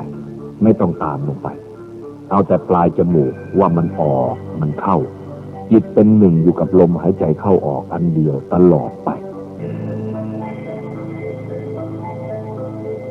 การทำจิตเช่นนี้เรียกว่าทำจิตให้สงบทำจิตให้เกิดปัญญาอันนี้เป็นเบื้องต้นเป็นรากฐานของกรรมฐานให้พยายามทำทุกวันจะอยู่ที่ไหนก็ได้จะอยู่บ้านก็ได้จะอยู่ในรถก็ได้อยู่ในเรือก็ได้นั่งอยู่ก็ได้นอนอยู่ก็ได้ให้เรามีสติสัมปชัญญะควบคุมอยู่ตลอดกาลตลอดเวลาอันนี้เรียกว่าการภาวนาการภาวนานี้ทำได้ในอิริยาบถทั้งสี่ไม่ใช่ว่าจะนั่งอย่างเดียวจะยืนก็ได้จะนอนก็ได้จะเดินก็ได้ขอแต่ให้เรามีสติกำหนดอยู่เสมอว่าบัดนี้จิตใจของเราอยู่ในลักษณะอย่างไรมีอารมณ์อันใดอยู่จิตเป็นสุขไหมจิตเป็นทุกข์ไหมจิตวุ่นวายไหมจิตสงบไหมให้เรารู้เห็นอย่างนี้หมายความว่าให้รู้จักความรับผิดชอบของจิตอยู่ตลอดเวลานี่เรียกว่าการทำจิตของเราให้สงบเมื่อจิตสงบแล้วปัญญามันจะเกิดปัญญามันจะรู้ปัญญามันจะเห็นเอาจิตที่สงบพิจารณาร่างกายของเราตั้งแต่ศีรษะลงไปหาปลายเท้าตั้งแต่ปลายเท้าขึ้นมาหาศีรษะพิจารณากลับไปกลับมาอยู่เรื่อยให้เห็นเกสาโลมานะขาทันตาตะโจเป็นกรรมฐานให้เห็นว่ารูปร่างกายทั้งหลายนี้มีดินมีน้ำมีลมมีไฟกลุ่มทั้งสี่กลุ่มนี้ท่านเรียกว่ากรรมฐานเรียกว่าธาตุดินธาตุน้ำธาตุไฟธาตุลมมาประชุมกันเข้าเรียกว่ามนุษย์เรียกว่าสัตว์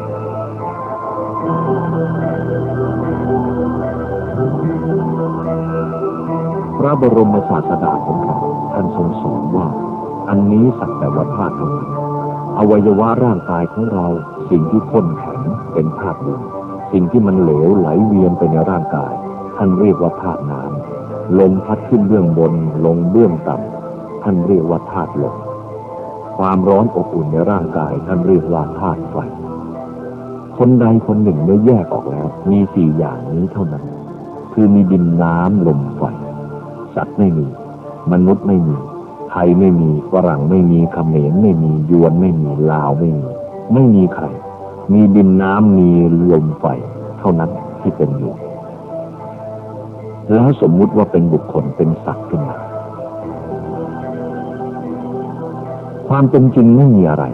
ดินก็ดีน้ำก็ดีลมก็ดีไฟก็ดีที่ประกอบกันเรียกว่ามนุษย์นี้เป็นไปด้วยอนิจจังทุกขังอนัตตาคือเป็นของไม่แน่นอนเป็นของไม่ยั่งยืนเป็นของหมุนเวียนเปลี่ยนไปแปรไปอยู่อย่างนี้ไม่ยั่งยืนอยู่กับที่แม้ว่าร่างกายของเราก็ไม่แน่ไม่นอนเคลื่อนไหวไปมาอยู่เสมอเปลี่ยนไปผมก็เปลี่ยนไปขนก็เปลี่ยนไปหนังก็เปลี่ยนไปสารพัดอย่างมันเปลี่ยนไปเปลี่ยนไปหมด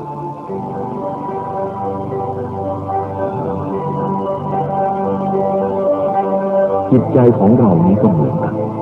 มันก็ไม่ใช่ตัวไม่ใช่ตนไม่ใช่เราไม่ใช่เขาที่คิดไปสารพัดอย่างมันไม่แน่นอนบางทีคิดฆ่าตัวตายเลยก็ได้บางทีคิดสุขก็ได้บางทีคิดทุกข์ก็ได้ถ้าเราไม่มีปัญญาเราก็ไปเชื่อจิตอันนี้มันก็โกหกเราเรื่อยไปเป็นทุกข์บ้างเป็นสุขบ้างสลับซับซ้อนกันไปจิตนี้มันเป็นของไม่แน่กายนี้ก็เป็นของไม่แน่รวมแล้วเป็นอนิจจังรวมแล้วเป็นทุกขังรวมแล้วเป็นอนัตตาสิ่งทั้งหลายเหล่านี้พระบรมครูของเราท่านว่าไม่ใช่สัตว์ไม่ใช่บุคคลไม่ใช่ตัวไม่ใช่ตนไม่ใช่เราไม่ใช่เขาเรียกว่าธาตุคือดินน้ำลมไฟเท่านั้นเองเอาจิตของเราพิจารณาลงไปให้มันเห็นชัดเมื่อมันเห็นชัดแล้วอุปทานที่ถือว่าเราสวยบ้างเรางามบ้างเราดีบ้างเราชั่วบ้างเรามีบ้างเราอะไรหลายอย่างมันก็ถอนไปเห็นสภาวะอันเดียวกันเห็นมนุษย์ สัตว์ทั้งหลายอันเป็นอันเดียวกันเห็นไทยเป็นอันเดียวกันกับฝรั่งเห็นฝรั่งเป็นอันเดียวกันกับไทยเมื่อจิตของเราเห็นเช่นนี้มันก็ถอนอุปทานความยึดมั่นออกจากจิตใจของเรา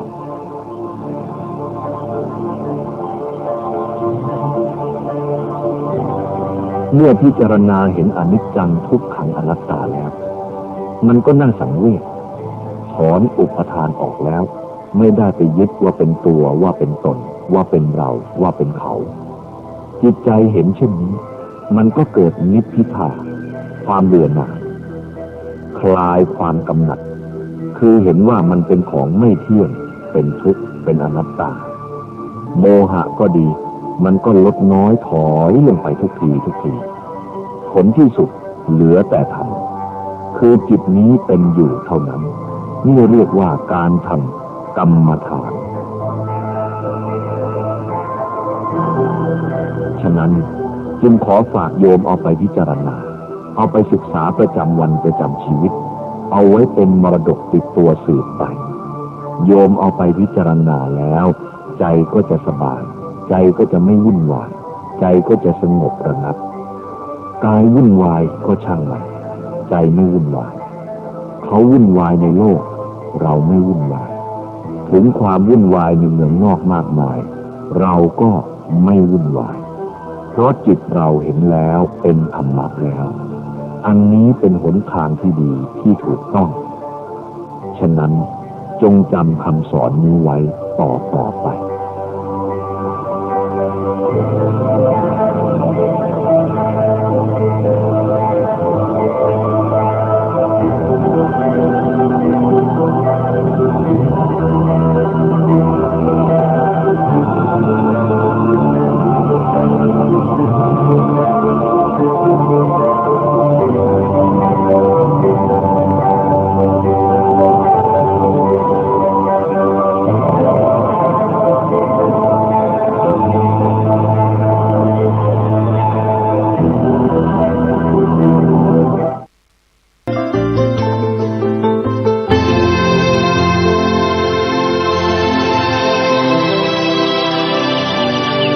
วันนี้เป็นวันพระ